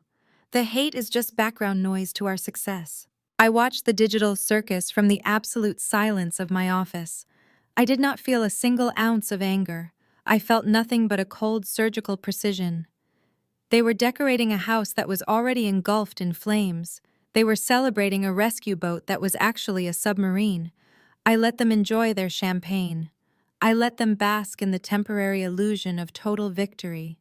The higher they built their pedestal of arrogance, the more devastating the impact would be when I finally kicked the supports out from under them. I tapped the reply field in the family group chat. I did not type out a defense. I did not try to justify my actions or engage with Jeremiah's insults. I kept my face entirely impassive, my thumbs moving swiftly across the digital keyboard. I will be there. I would not miss it for the world. Friday morning arrived with a crisp, clear blue sky over Atlanta. The day of the press conference. The day Jeremiah Sterling intended to announce his triumphant partnership with Apex Global Holdings to the entire business community, the local press, and the elite families of Buckhead. I stood in the center of my master bedroom, evaluating my reflection in the floor-to-ceiling mirror. Valerie had explicitly requested that I wear a soft beige suit. She wanted me to look subdued, agreeable, and appropriately chastened. She wanted a prop that blended into the background while the Sterling men commanded the stage. I reached into my closet and bypassed the beige entirely. I selected a tailored razor-sharp suit in a deep, unforgiving shade of charcoal black. The cut was aggressive and commanding, paired with a crimson silk blouse that radiated absolute authority rather than submission. I fastened my grandfather's vintage gold watch around my wrist, a silent, heavy tribute to the man whose legacy I was actively protecting. Just as I finished adjusting the cuffs of my jacket, my phone vibrated on the vanity. The screen illuminated with a secure, encrypted text message. It was from Grandpa Josiah. Despite Jeremiah's fraudulent legal claims of dementia and severe cognitive decline, my grandfather's mind remained as sharp and ruthless as the day he built Holloway Enterprises. He knew exactly what was happening today. He knew exactly what I had accomplished with the capital he entrusted to me. I opened the message. It contained only 5 words. Give them hell, baby girl. A slow, predatory smile touched the corners of my mouth. I slipped the phone into my leather briefcase alongside the master copies of the Apex Global Acquisition contracts. I picked up my car keys and walked out the door. Jeremiah and Valerie thought they were hosting a celebration of their corporate brilliance. They had invited the press, the politicians, and their country club peers to witness their magnificent resurrection. It was time to walk into their showroom and attend a funeral disguised as a celebration. The grand ballroom of the St. Regis Atlanta was bathed in the warm, golden glow of tiered crystal chandeliers. It was a space designed exclusively for displays of immense power and wealth, and my family had effectively rented the entire floor to broadcast their survival. As I walked through the heavy mahogany doors, the ambient noise of clinking champagne flutes and networking executives hit me like a physical wave. The Sterling family public relations team had clearly been working overtime. Every major local news affiliate had a camera tripod set up in the back of the room. The mayor's deputy chief of staff was lingering near the open bar. Several prominent commercial real estate developers, the exact people Jeremiah needed to impress to validate his downtown expansion, were clustered in small groups exchanging hushed gossip. I did not slip into the room quietly. I wanted them to see me. I wanted every single person who had watched Ashley's manufactured crying videos or heard the rumors about my grandfather's competency lawsuit to look directly at me. The charcoal black suit and crimson silk blouse commanded immediate attention. I moved with a slow, deliberate grace, my leather briefcase gripped firmly in my left hand. I saw heads turn. I saw the whispered conversations halt and pivot in my direction. The narrative circulating through Buckhead was that I was a disgraced, bitter daughter who had tried and failed to usurp her family's throne. I was supposed to be hiding in shame. Instead, I was walking through their celebration like I owned the building. I did not even make it to the velvet ropes separating the media from the guest seating before she intercepted me. Valerie moved through the crowd with the frantic, highly calibrated speed of a woman terrified of losing control. She wore a pristine pearl-white dress, her hair perfectly styled to project the image of a serene, magnanimous matriarch. But up close, the facade was cracking. The muscles in her neck were tight, and her eyes darted nervously toward the press cameras to ensure no one was recording our interaction. She stepped directly into my path, forcing me to stop. She reached out and grabbed my forearm, her manicured nails digging sharply through the wool sleeve of my jacket. She maintained a terrifyingly bright, photogenic smile for the room, but her voice was a toxic, venomous hiss entirely meant for me. "Don't you dare embarrass us today," she whispered, her words clipping together with panicked urgency. "We are giving you a chance to be part of this family again. Do not ruin this for your brother. Keep your mouth shut, keep your head down, and sit in the back." I stopped. I looked down at the hand digging into my arm, and then I looked up into my mother's eyes. I did not argue with her. I did not defend my presence. I did not waste a single breath trying to explain that the men she was protecting were currently standing on a financial trapdoor. I simply maintained a cold, completely impassive stare, radiating an absolute void of emotion. I pulled my arm free with a fluid, dismissive motion that required no physical effort at all. I brushed right past her without speaking a single word. I ignored the rows of folding chairs set up in the back for extended family and dealership managers. I walked straight down the center aisle, feeling the collective gaze of the Atlanta business elite burning into my back. I approached the very front row. These seats were sectioned off by a thick silk cord. The chairs were plush, and resting on the seat cushions were heavy gold-embossed placards that read, "Reserved for VIP investors, Apex Global Holdings." The young public relations coordinator standing near the stage took a step forward, her eyes widening in panic as I ducked gracefully under the silk cord. She opened her mouth to tell me I was in the wrong section, but I shot her a look of such absolute freezing authority that she immediately stepped back and lowered her clipboard. I took my seat directly in the center of the VIP section. I placed my leather briefcase carefully on my lap and crossed my legs. A heavy, incredibly tense murmur rippled through the rows behind me. They all knew who I was, and they all knew I had absolutely no business sitting in the seats reserved for the corporate saviors of the Sterling Auto empire. I stared straight ahead at the empty podium. 5 minutes later, the ballroom lights dimmed. A hush fell over the crowd as a sleek, professionally produced video montage began playing on the massive screens flanking the stage.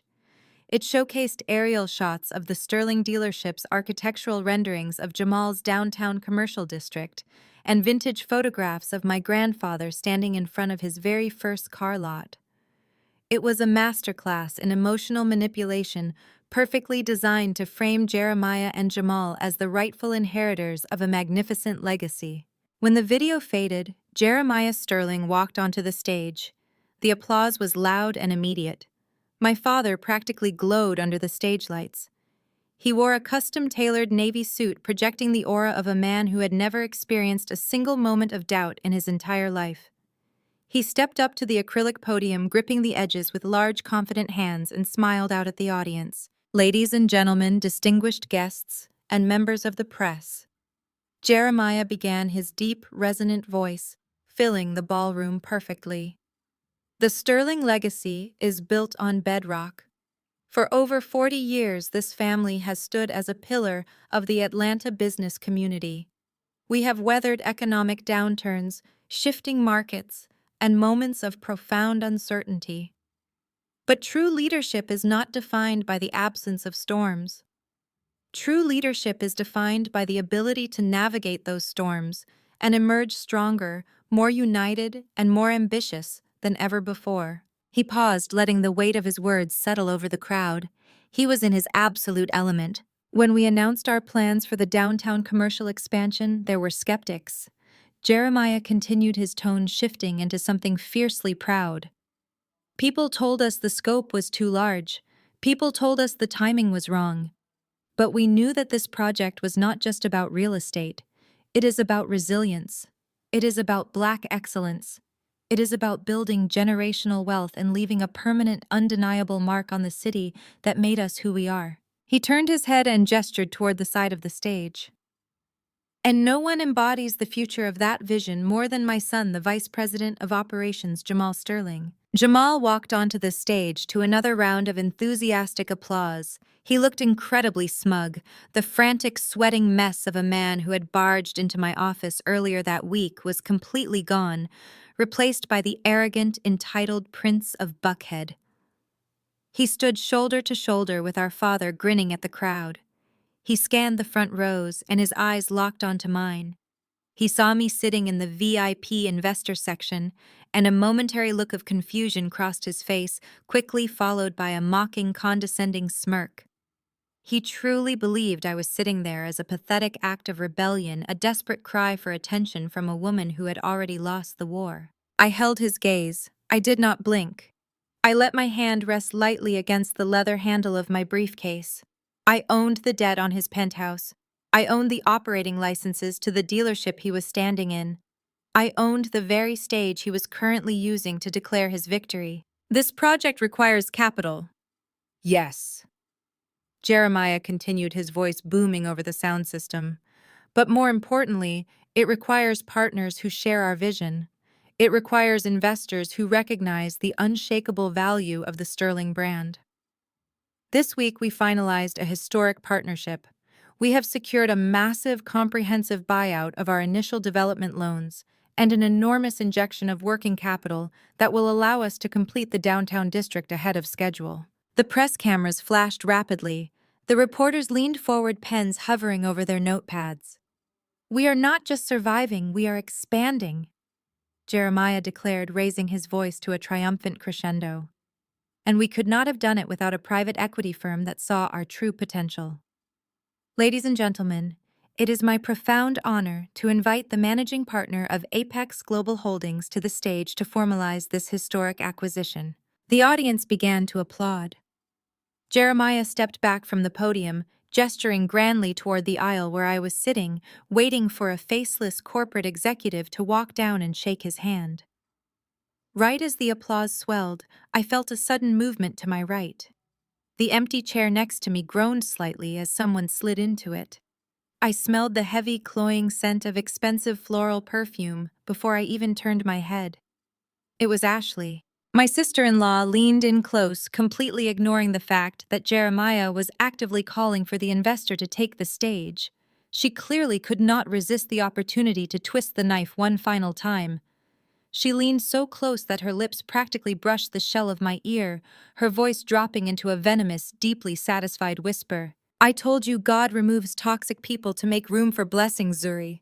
You tried to ruin my husband, and now you have to sit here and watch him win. You are completely irrelevant." Ashley crossed her legs, smoothing the fabric of her designer dress with a hand that was entirely too heavy with diamond rings. She projected the absolute picture of a supportive, adoring family member for the cameras situated at the back of the room. She kept her face angled perfectly toward the stage, wearing a bright, entirely manufactured smile as Jeremiah continued to pontificate about the Sterling legacy. But the moment her lips stopped moving for the photographers, her entire demeanor shifted. The sweet, innocent, victimized persona she had so carefully cultivated on social media evaporated instantly.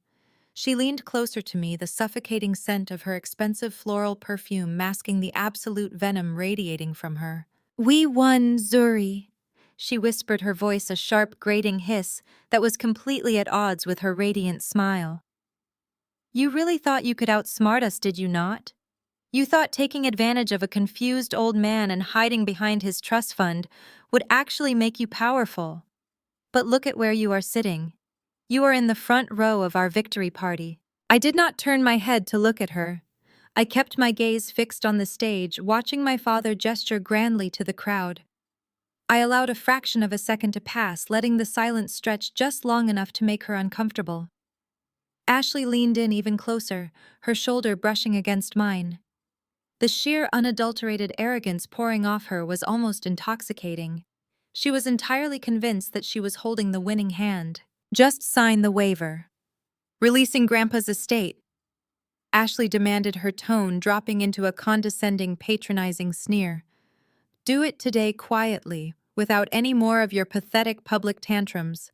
If you just sign the land back over to Jamal where it belongs, we will throw you 100 grand so your little firm does not go under. It is a generous offer, Zuri. Take the money and go back to your boring, invisible life before my husband absolutely destroys whatever tiny reputation you have left in this city." The audacity of her offer was genuinely magnificent. $100,000. They had just signed away their operational licenses, their commercial real estate, and the mortgages on their personal mansions to a shadow corporation to cover a $25 million felony. And Ashley was sitting next to me, offering $100,000 as if she were dispensing charity to a beggar. I knew exactly what this moment required. I needed her to feel completely dominant. I needed her to believe that her psychological warfare had broken my spirit. I let out a long, slow breath, purposefully allowing my shoulders to slump. I lowered my gaze to the polished leather of my briefcase resting on my lap. I arranged my facial features into a mask of exhausted defeat, biting the inside of my cheek to keep from smiling. "I just do not understand," I whispered, keeping my voice small, fragile, and entirely devoid of the icy confidence I had carried into the room. "I spent days reviewing those files, Ashley. I saw the numbers. The commercial district was completely stalled. The city had condemned the properties. Jamal had absolutely zero incoming revenue to show for that project." I turned my head slightly, looking at her with wide, defeated eyes. I played the role of the bewildered, outmatched sister to absolute perfection. "How did he do it?" I asked, letting a tremor of genuine-sounding awe slip into my voice. How did Jamal manage to secure such a massive $25 million loan from Obsidian Equity in the first place? Shadow lenders at that level are completely ruthless. They demand ironclad collateral. They demand impeccable guarantors.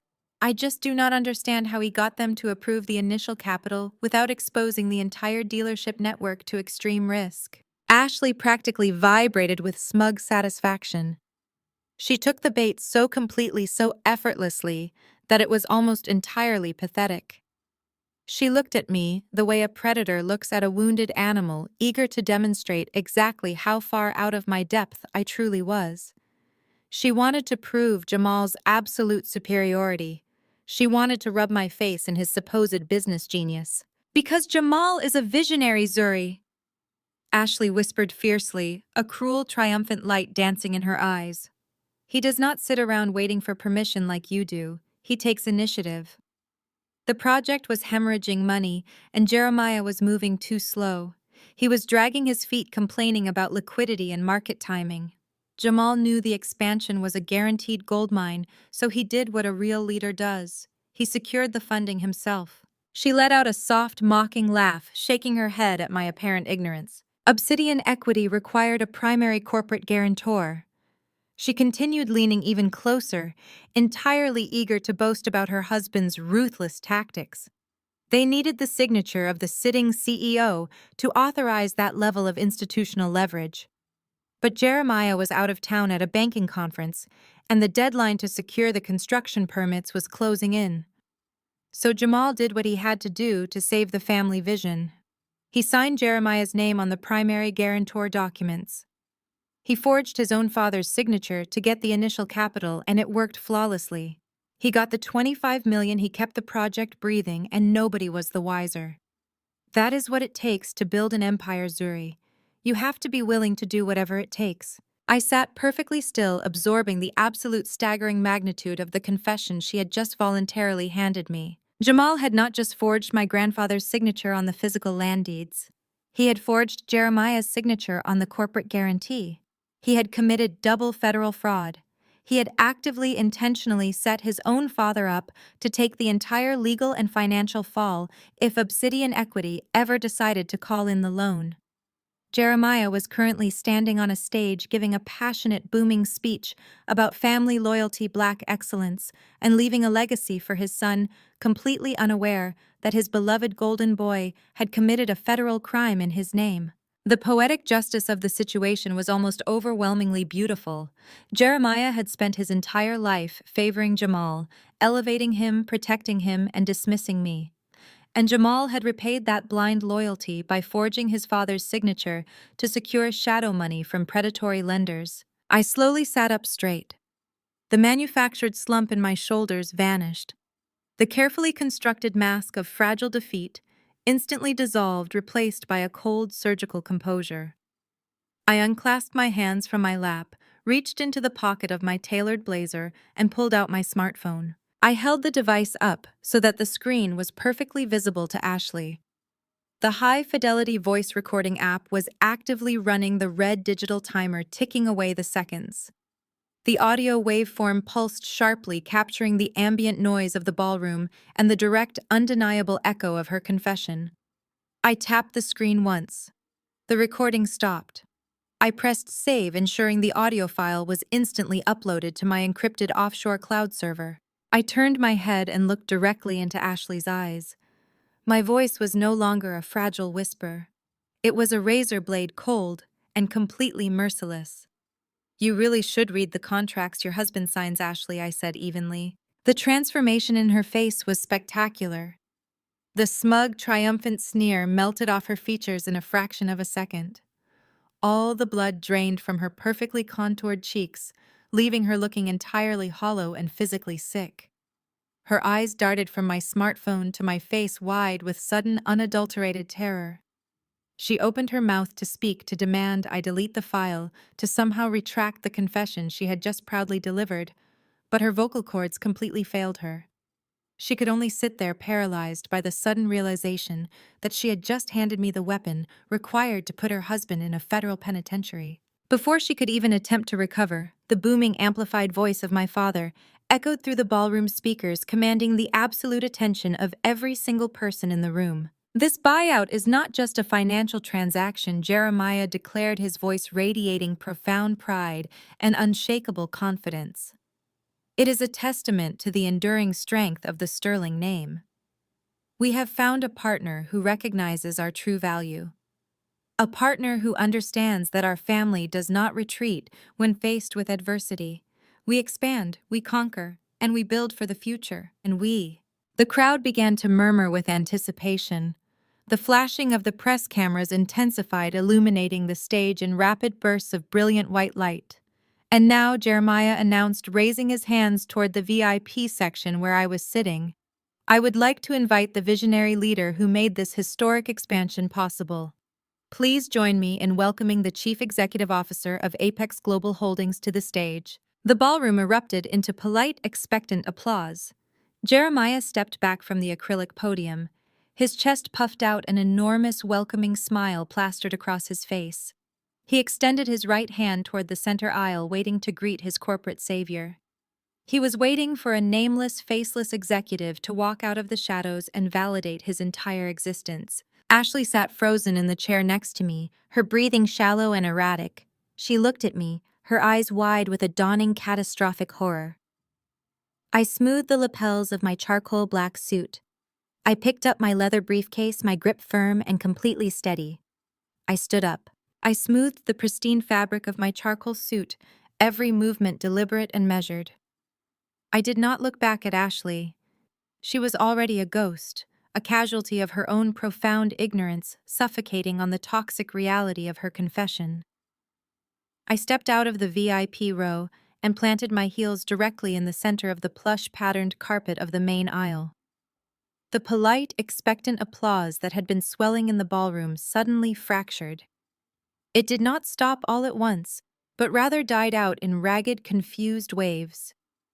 The society wives, the real estate developers, and the local politicians followed my movement, their hands slowing to a hesitant halt. A low, kinetic murmur began to ripple through the sea of seated guests. The whispers ignited like dry brush catching fire.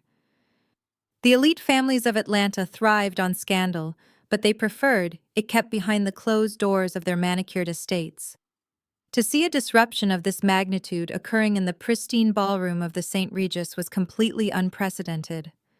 As I took my first step toward the stage, the murmurs escalated into a frantic buzzing, and then as the sheer, undeniable authority of my stride registered with the crowd, the noise evaporated completely. The room plunged into a dead, suffocating silence. The only sound left in the massive space was the rhythmic, predatory click of my heels against the floorboards.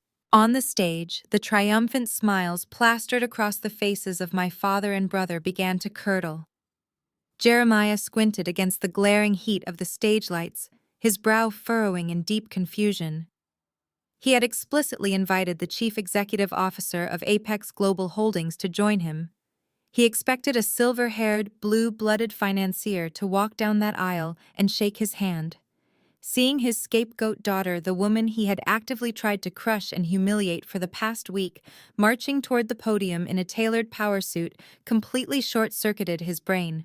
Jeremiah quickly recovered his senses, his confusion instantly boiling over into incandescent rage. He assumed I was launching a desperate, unhinged public protest. He thought I was coming to scream about my grandfather and ruin his meticulously orchestrated press conference. I watched his eyes dart toward the side of the room. I saw him make a sharp, frantic hand gesture to the private security team flanking the stage. Two massive men wearing dark suits and earpieces immediately detached themselves from the shadows and moved to intercept me at the base of the stairs. They stepped firmly into the center of the aisle, crossing their arms to form a physical barricade. But I did not break my stride. I did not hesitate. I did not lower my gaze. I locked eyes with the lead guard, projecting an aura of such absolute, impenetrable ownership that he physically faltered.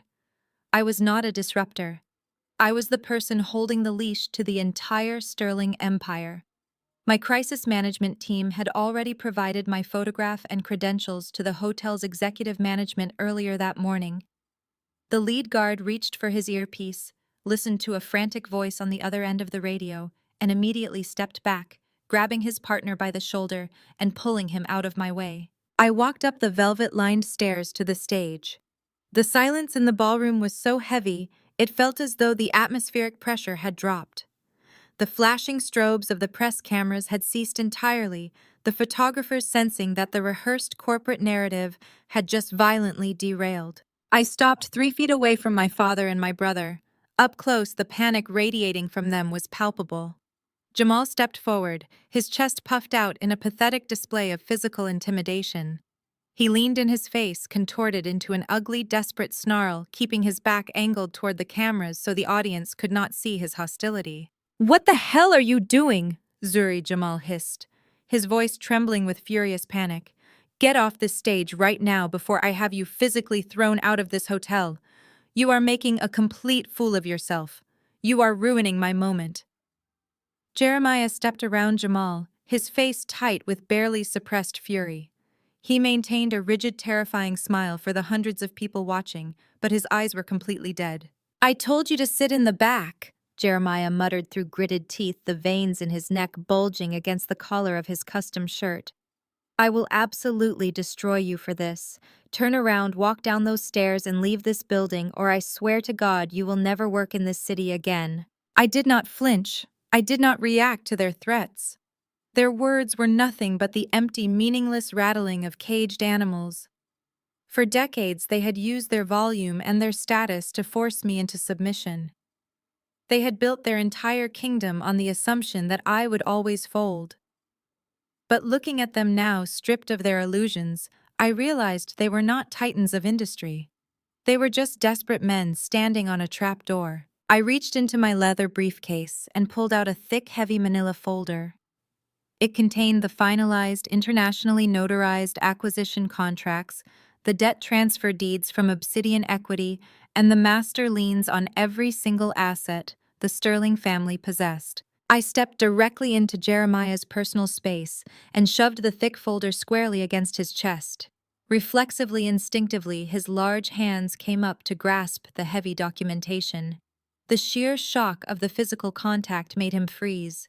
In that exact singular fraction of a second, while both his hands were occupied holding his own financial death warrant, I reached out and wrapped my fingers around the microphone. I did not ask for it. I did not wait for him to yield. I smoothly, forcefully stripped the microphone right out of his trembling hand. I turned my back on my father and my brother. I stepped up to the acrylic podium, planting both hands firmly on its edges. I looked out over the sprawling sea of elite executives, society figures, and hungry journalists. I found Valerie sitting in the second row, her face completely drained of color, her hands pressed tightly over her mouth in absolute horror. I saw Ashley frozen in the VIP section, looking like she was about to physically be sick. The microphone crackled slightly as I leaned in. My voice echoed through the grand ballroom, crystal clear, unwavering, and completely merciless. "Thank you, Jeremiah," I said, allowing a razor-thin smile to touch my lips. I paused, letting my name, my presence, and my absolute authority wash over the room. I looked directly into the lenses of the television cameras at the back of the hall. As the sole owner and managing director of Apex Global Holdings, I continued, my voice ringing with lethal precision, the firm that just successfully acquired your $25 million defaulted debt. I have an announcement to make. The reaction was instantaneous and entirely visceral. A collective audible gasp ripped through the ballroom. It was the sound of 100 corporate paradigms shattering all at once.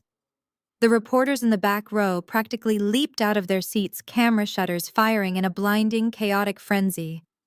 The real estate developers who had just been celebrating Jeremiah's genius were now staring at me with a mixture of profound shock and genuine, unadulterated fear. The carefully curated narrative of sterling family unity and triumph was instantly annihilated, replaced by the staggering reality of a hostile corporate takeover executed from inside their own bloodline. Behind me, I heard the sharp, frantic rustle of heavy paper. Jeremiah had ripped open the manila folder. Jamal was leaning over his shoulder, his breathing loud and erratic. I did not need to turn around to know exactly what they were looking at. They were looking at the master acquisition sheets. They were looking at the Obsidian equity buyout confirmations. They were reading the merciless cross-collateralization clauses that legally signed over their operational licenses, their dealership inventory, and the deeds to their personal mansions. And right at the bottom of the final page, stark and undeniable in bold black ink, they saw my signature. The color completely drained from Jeremiah's face, leaving his skin an ashen, sickly gray. The heavy manila folder began to shake violently in his hands as the tremors traveled up his arms. Jamal let out a strangled, suffocating sound, stumbling backward, as if he had been physically struck, his arrogant posture completely collapsing. The realization hit Jeremiah with the devastating, unstoppable force of a freight train. He looked at the paperwork, and then he looked at the back of my tailored suit. His despised scapegoat daughter, the woman he had actively tried to erase and humiliate, the woman he had deemed completely irrelevant, had not just ruined his press conference. She had just bought his entire life. I stood at the acrylic podium, planting both hands firmly on its edges, and looked out over the sea of upturned faces in the St. Regis Grand Ballroom. The silence was absolute, thick with the electric tension of a carefully constructed reality completely imploding. I adjusted the microphone stand with a sharp metallic click that resonated through the massive speakers. Jeremiah stood frozen to my left, his mouth slightly parted, his breathing ragged and shallow. The manila folder I had shoved into his chest was now clutched in his hands like a physical anchor, though it contained the very documents that were dragging him to the bottom of the ocean. Jamal was practically vibrating with a mixture of terror and suppressed rage, his eyes darting frantically around the room, searching for an exit that simply did not exist. For the past hour, you have listened to speeches about resilience, about unshakable foundations, and about the triumphant future of the Sterling Auto Empire.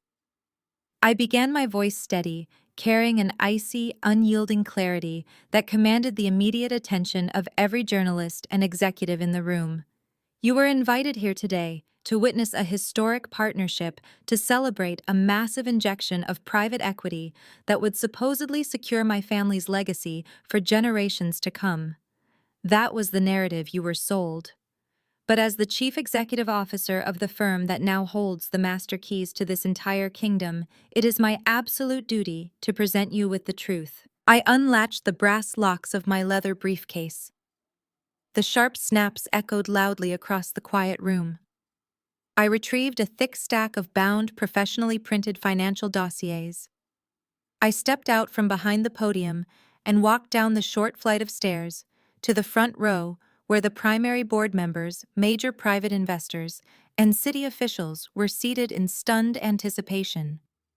I began handing out the dossiers one by one.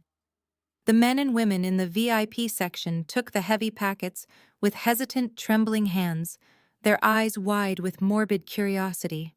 I walked past Ashley, who was still paralyzed in her seat, her face ashen and completely devoid of her previous arrogance. I invite the board of directors to turn to page 1 of the Apex Global Holdings summary report. I instructed, ascending the stairs and returning to the microphone. What you are holding in your hands is the true, unredacted financial reality of the Sterling Auto empire. This company is not expanding. This company is not experiencing a temporary liquidity crisis. This company is completely catastrophically bankrupt. A chorus of shocked gasps and frantic whispers erupted from the front row as the investors flipped open the dossiers. I watched their eyes scan the bold red numbers, their expressions morphing from profound confusion to outright horror. The downtown commercial expansion project that my father just proudly touted as the crown jewel of his legacy has been hemorrhaging capital for over a year. I continued projecting my voice over the rising tide of panicked murmurs. To cover the escalating construction deficits, the executive leadership completely drained the operational reserves of every legitimate dealership in our network. They leveraged physical inventory, they drained employee pension matches, and they took on massive toxic short-term debt just to keep the lights on in the showrooms. The Sterling Auto empire has not turned a legitimate profit in 18 months. I turned my head and looked directly at Jamal. He shrank back, his face glistening with a cold, terrified sweat. But financial mismanagement is only a symptom of a much deeper rot, I said, leaning closer to the microphone. When traditional banks understandably refuse to extend any further lines of credit to a failing enterprise, the Vice President of Operations, Jamal Sterling, sought out alternative funding. He turned to Obsidian Equity Partners, a shadow lending firm known for aggressive predatory terms. Jamal desperately needed $25 million to keep his downtown vanity project from being condemned by the city. But Obsidian Equity required a primary corporate guarantor. They needed the signature of the chief executive officer to authorize that level of institutional leverage. I paused, letting the silence stretch tightly across the room. The journalists in the back were rapidly typing on their laptops, their cameras recording every single second of the corporate slaughter. My father, Jeremiah Sterling, did not sign those documents. I stated, my voice ringing with brutal, undeniable finality. He was entirely unaware of the Obsidian equity loan until the exorbitant interest payments began suffocating the company. The signature on the primary guarantor documents, the signature that legally bound this entire empire to a predatory shadow lender, was completely forged by his son. Absolute pandemonium threatened to break loose in the ballroom. The flashbulbs from the press area became a continuous, blinding strobe light. The board members in the front row were practically shouting at one another, violently flipping through the pages of the dossiers, finding the forensic handwriting analysis and the undeniable proof of the fraudulent transaction. I turned my attention entirely to Jeremiah. My father was staring down at the open folder in his hands. He was looking at the exact copies of the Obsidian contracts. He was looking at the undeniable proof of a federal crime committed by his own flesh and blood. The arrogant, untouchable titan of Atlanta commerce was crumbling before my very eyes. His shoulders sagged, his chest caving inward, as the absolute magnitude of the betrayal struck him. For his entire life, Jeremiah had operated on a simple, deeply flawed philosophy. He believed that Jamal was his rightful heir, a brilliant, visionary reflection of himself. He had elevated Jamal, protected him, showered him with unearned praise, and handed him the keys to the kingdom. Simultaneously, he had looked at me, the daughter who had spent years cleaning up their financial messes, and called me a failure. He had mocked my accounting degree. He had banished me from the family table because I dared to point out the cracks in their foundation. Jeremiah slowly, mechanically turned his head. His eyes, hollowed out and filled with an agonizing, devastating grief, locked onto Jamal. The illusion was completely shattered. There was no more golden boy. There was only a terrified, sweating criminal who had just destroyed his father's life to save his own ego.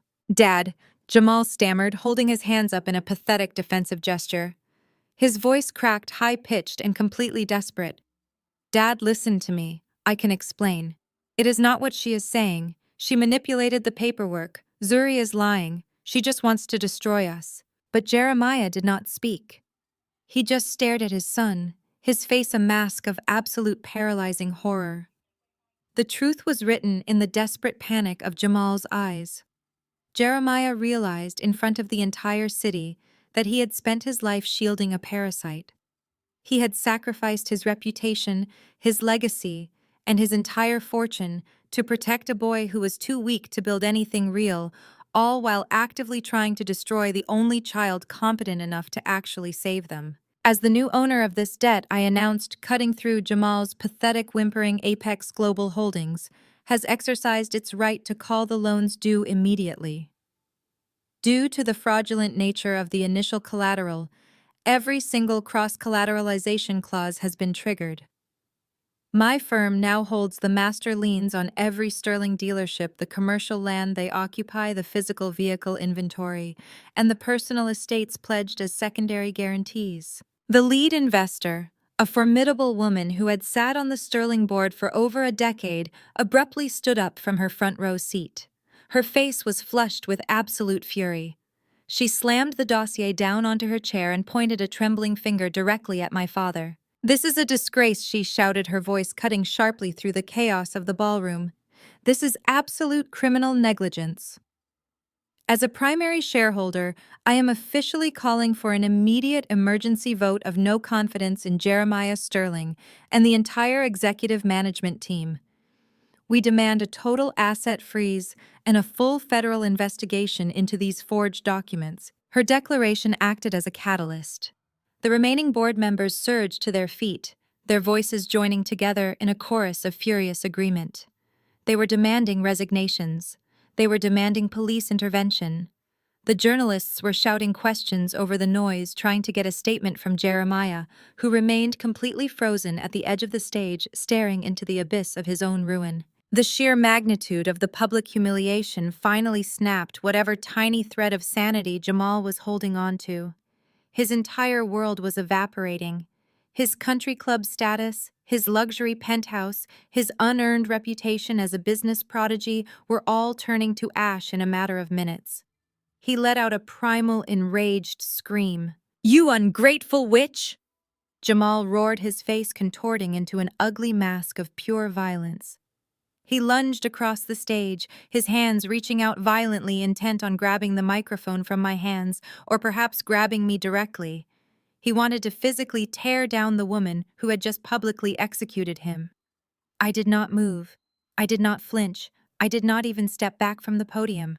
Before Jamal could close even half the distance between us, the two massive security guards who had previously tried to block my entry up the stairs materialized on the stage with terrifying speed.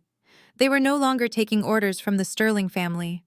They had received their updated directives from the hotel management, who had been fully briefed by my legal team regarding the true ownership of the event space. The lead guard hit Jamal with the force of a freight train, driving his shoulder squarely into Jamal's chest. Jamal's feet left the ground. He crashed violently onto the polished wooden floorboards of the stage, the wind completely knocked out of his lungs. The second guard immediately dropped his full weight onto Jamal's back, pinning his arms behind him with brutal professional efficiency. Jamal thrashed wildly against the floor, his expensive suit tearing at the shoulder, his face pressed humiliatingly against the wood. He was spitting curses, crying out for his father, begging for someone to help him. But Jeremiah just stood there, clutching the manila folder, watching his son get pinned to the ground like a common trespasser. I looked down at Jamal struggling beneath the boots of my security detail. Then I looked out at the completely unhinged ballroom, watching the elite families of Atlanta tear the Sterling legacy to shreds. I smoothed the lapels of my charcoal suit, completely untouched by the chaos surrounding me. The rot had finally been exposed to the light, and I owned every single piece of the aftermath. The ballroom descended into absolute, unmitigated anarchy.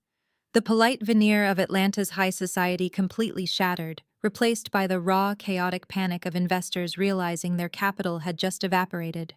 Board members abandoned their plush VIP seats and swarmed the edge of the stage, shouting demands, threatening lawsuits, and waving the financial dossiers in the air like weapons. The flashing of the press cameras became a blinding, continuous storm, capturing every agonizing second of the Sterling family's public destruction.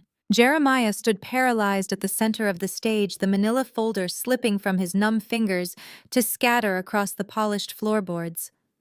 He looked down at Jamal, who was still pinned beneath the heavy boots of my security detail, writhing and spitting desperate, incoherent excuses. The reality of his ruin finally pierced through Jeremiah's towering ego. His pristine reputation, his lifelong legacy, and his entire fortune had not been stolen by me. They had been entirely dismantled by the son he had worshipped. Jeremiah took a slow, heavy step forward. He reached down, grabbed Jamal by the collar of his torn, expensive suit jacket, and hauled him halfway off the floor. The sound of the slap cracked through the ballroom like a gunshot, silencing the immediate front rows. Jeremiah struck his golden boy across the face with such absolute unrestrained fury that Jamal crumpled back against the wood, his lip instantly splitting. "You forged my name, Jeremiah!" roared his voice, cracking with a terrifying primal rage that stripped away decades of corporate polish. "You forged federal documents and mortgaged my entire life to cover your pathetic failures. You arrogant, stupid boy. You destroyed us." Jamal cowered on the floor, holding his bleeding mouth entirely stripped of his unearned bravado.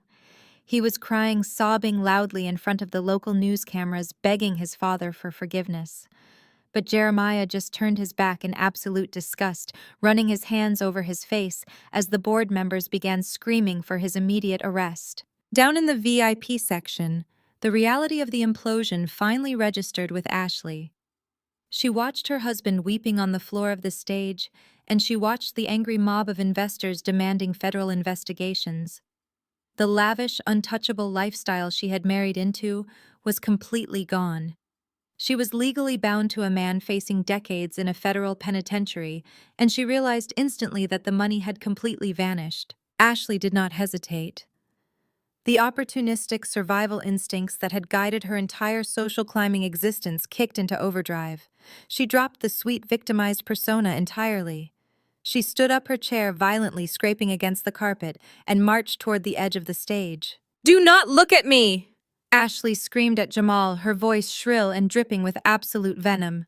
"You lied to me. You told me this project was fully funded. You told me we were safe.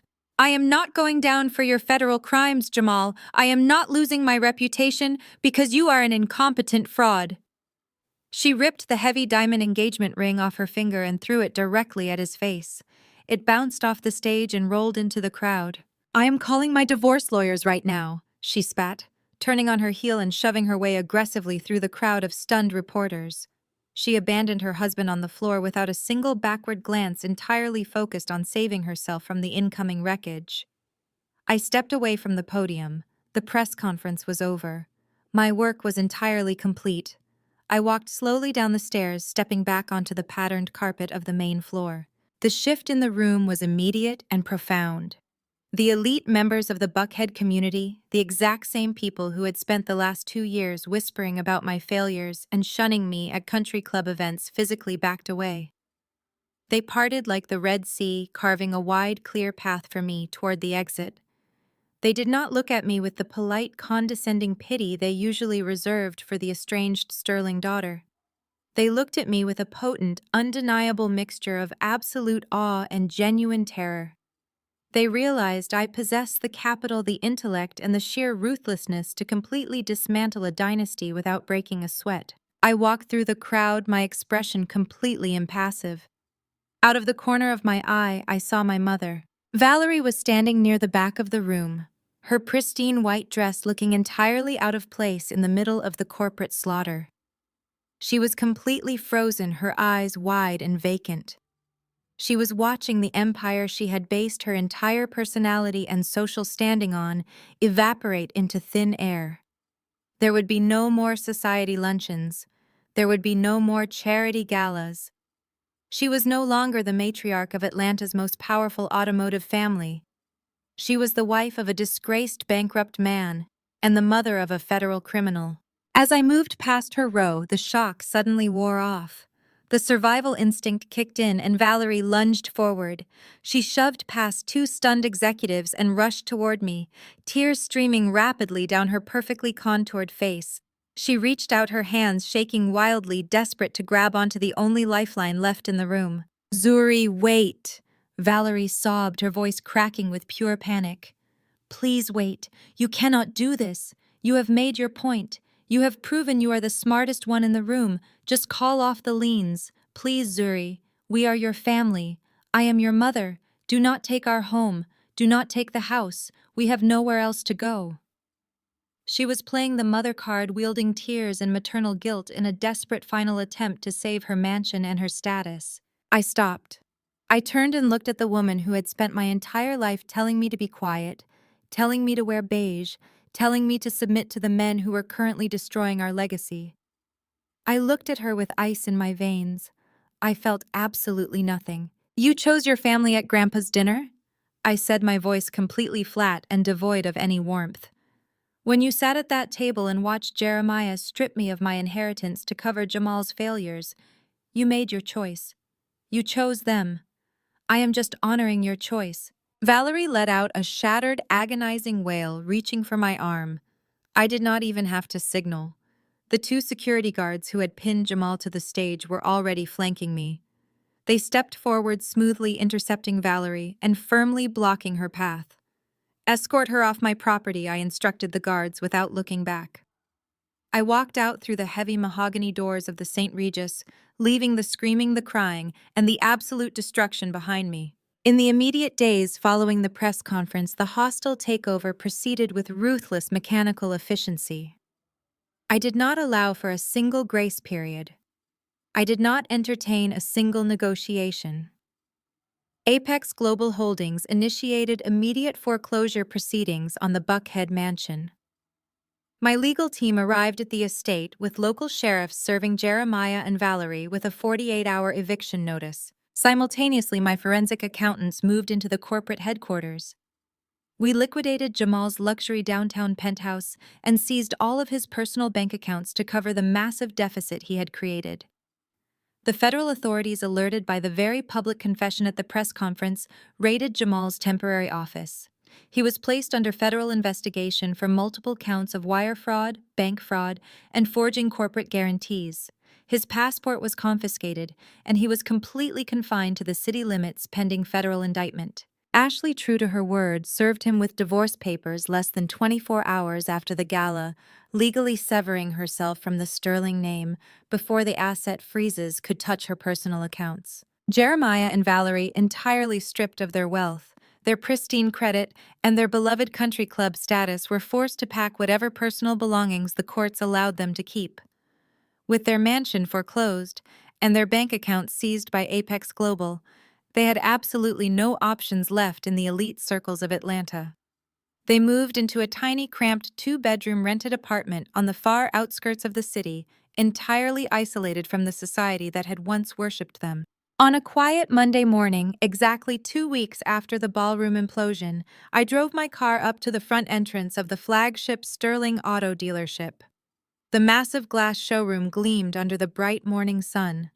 The Sterling family name had been entirely scrubbed from the building, replaced by the sleek, modern branding of Holloway Automotive. Elias, my lead asset manager, was standing by the front doors. He smiled sharply as I walked up the concrete steps, extending his hand. Resting in his palm was a heavy ring of master keys. "The transition is completely finalized," Elias said, his tone carrying a deep, professional satisfaction. "The inventory is secured, the staff has been retained under new contracts, and the toxic debt is entirely cleared from the ledgers. The empire belongs to you." I took the keys, feeling the cold, solid weight of the metal against my palm. The toxic chapter of my family's history was legally, financially, and physically closed. I pushed open the glass doors and walked into the showroom. It was time to look forward. I drove away from the Atlanta skyline, navigating the winding roads toward Grandpa Josiah's original countryside home. The air felt cleaner here, completely removed from the superficial elite circles of Buckhead. We sat together on his weathered wraparound porch. 2 glasses of sweet tea rested on the small wooden table between us. I reached into my bag and handed him a single crisp document. It was the deed to the newly restructured Holloway Enterprises, Every cent of Jeremiah's toxic debt had been surgically excised. Grandpa Josiah looked at the deed, a slow, deep smile spreading across his lined face. He looked at me and stated he always knew I possessed the steel spine required to protect the real family legacy. The manufactured sterling facade was dead buried under its own greed. The Holloway legacy, our true heritage, was finally secure. I sat back and watched the sky turn brilliant shades of amber and violet. I had not merely survived my family's rejection, I had purchased the ground they walked on. The ultimate truth was undeniably clear. Blood does not create a family, respect, loyalty, and truth do. Looking out at the sunset, I was entirely free. The ultimate lesson from this journey is that true family is never defined by bloodline, but by respect, loyalty, and unwavering support. This story teaches us that you cannot heal in the exact environment that breaks you. Walking away from toxic dynamics and quietly building your own empire is the most powerful response to lifelong manipulation. Authentic success built on integrity will always outlast empires constructed on lies. You hold the pen to your own narrative. Never allow those who consistently underestimate your worth to write your final chapter. If you have ever had to walk away from a toxic environment to protect your peace and build your own legacy, share your story in the comments below and subscribe for more empowering journeys.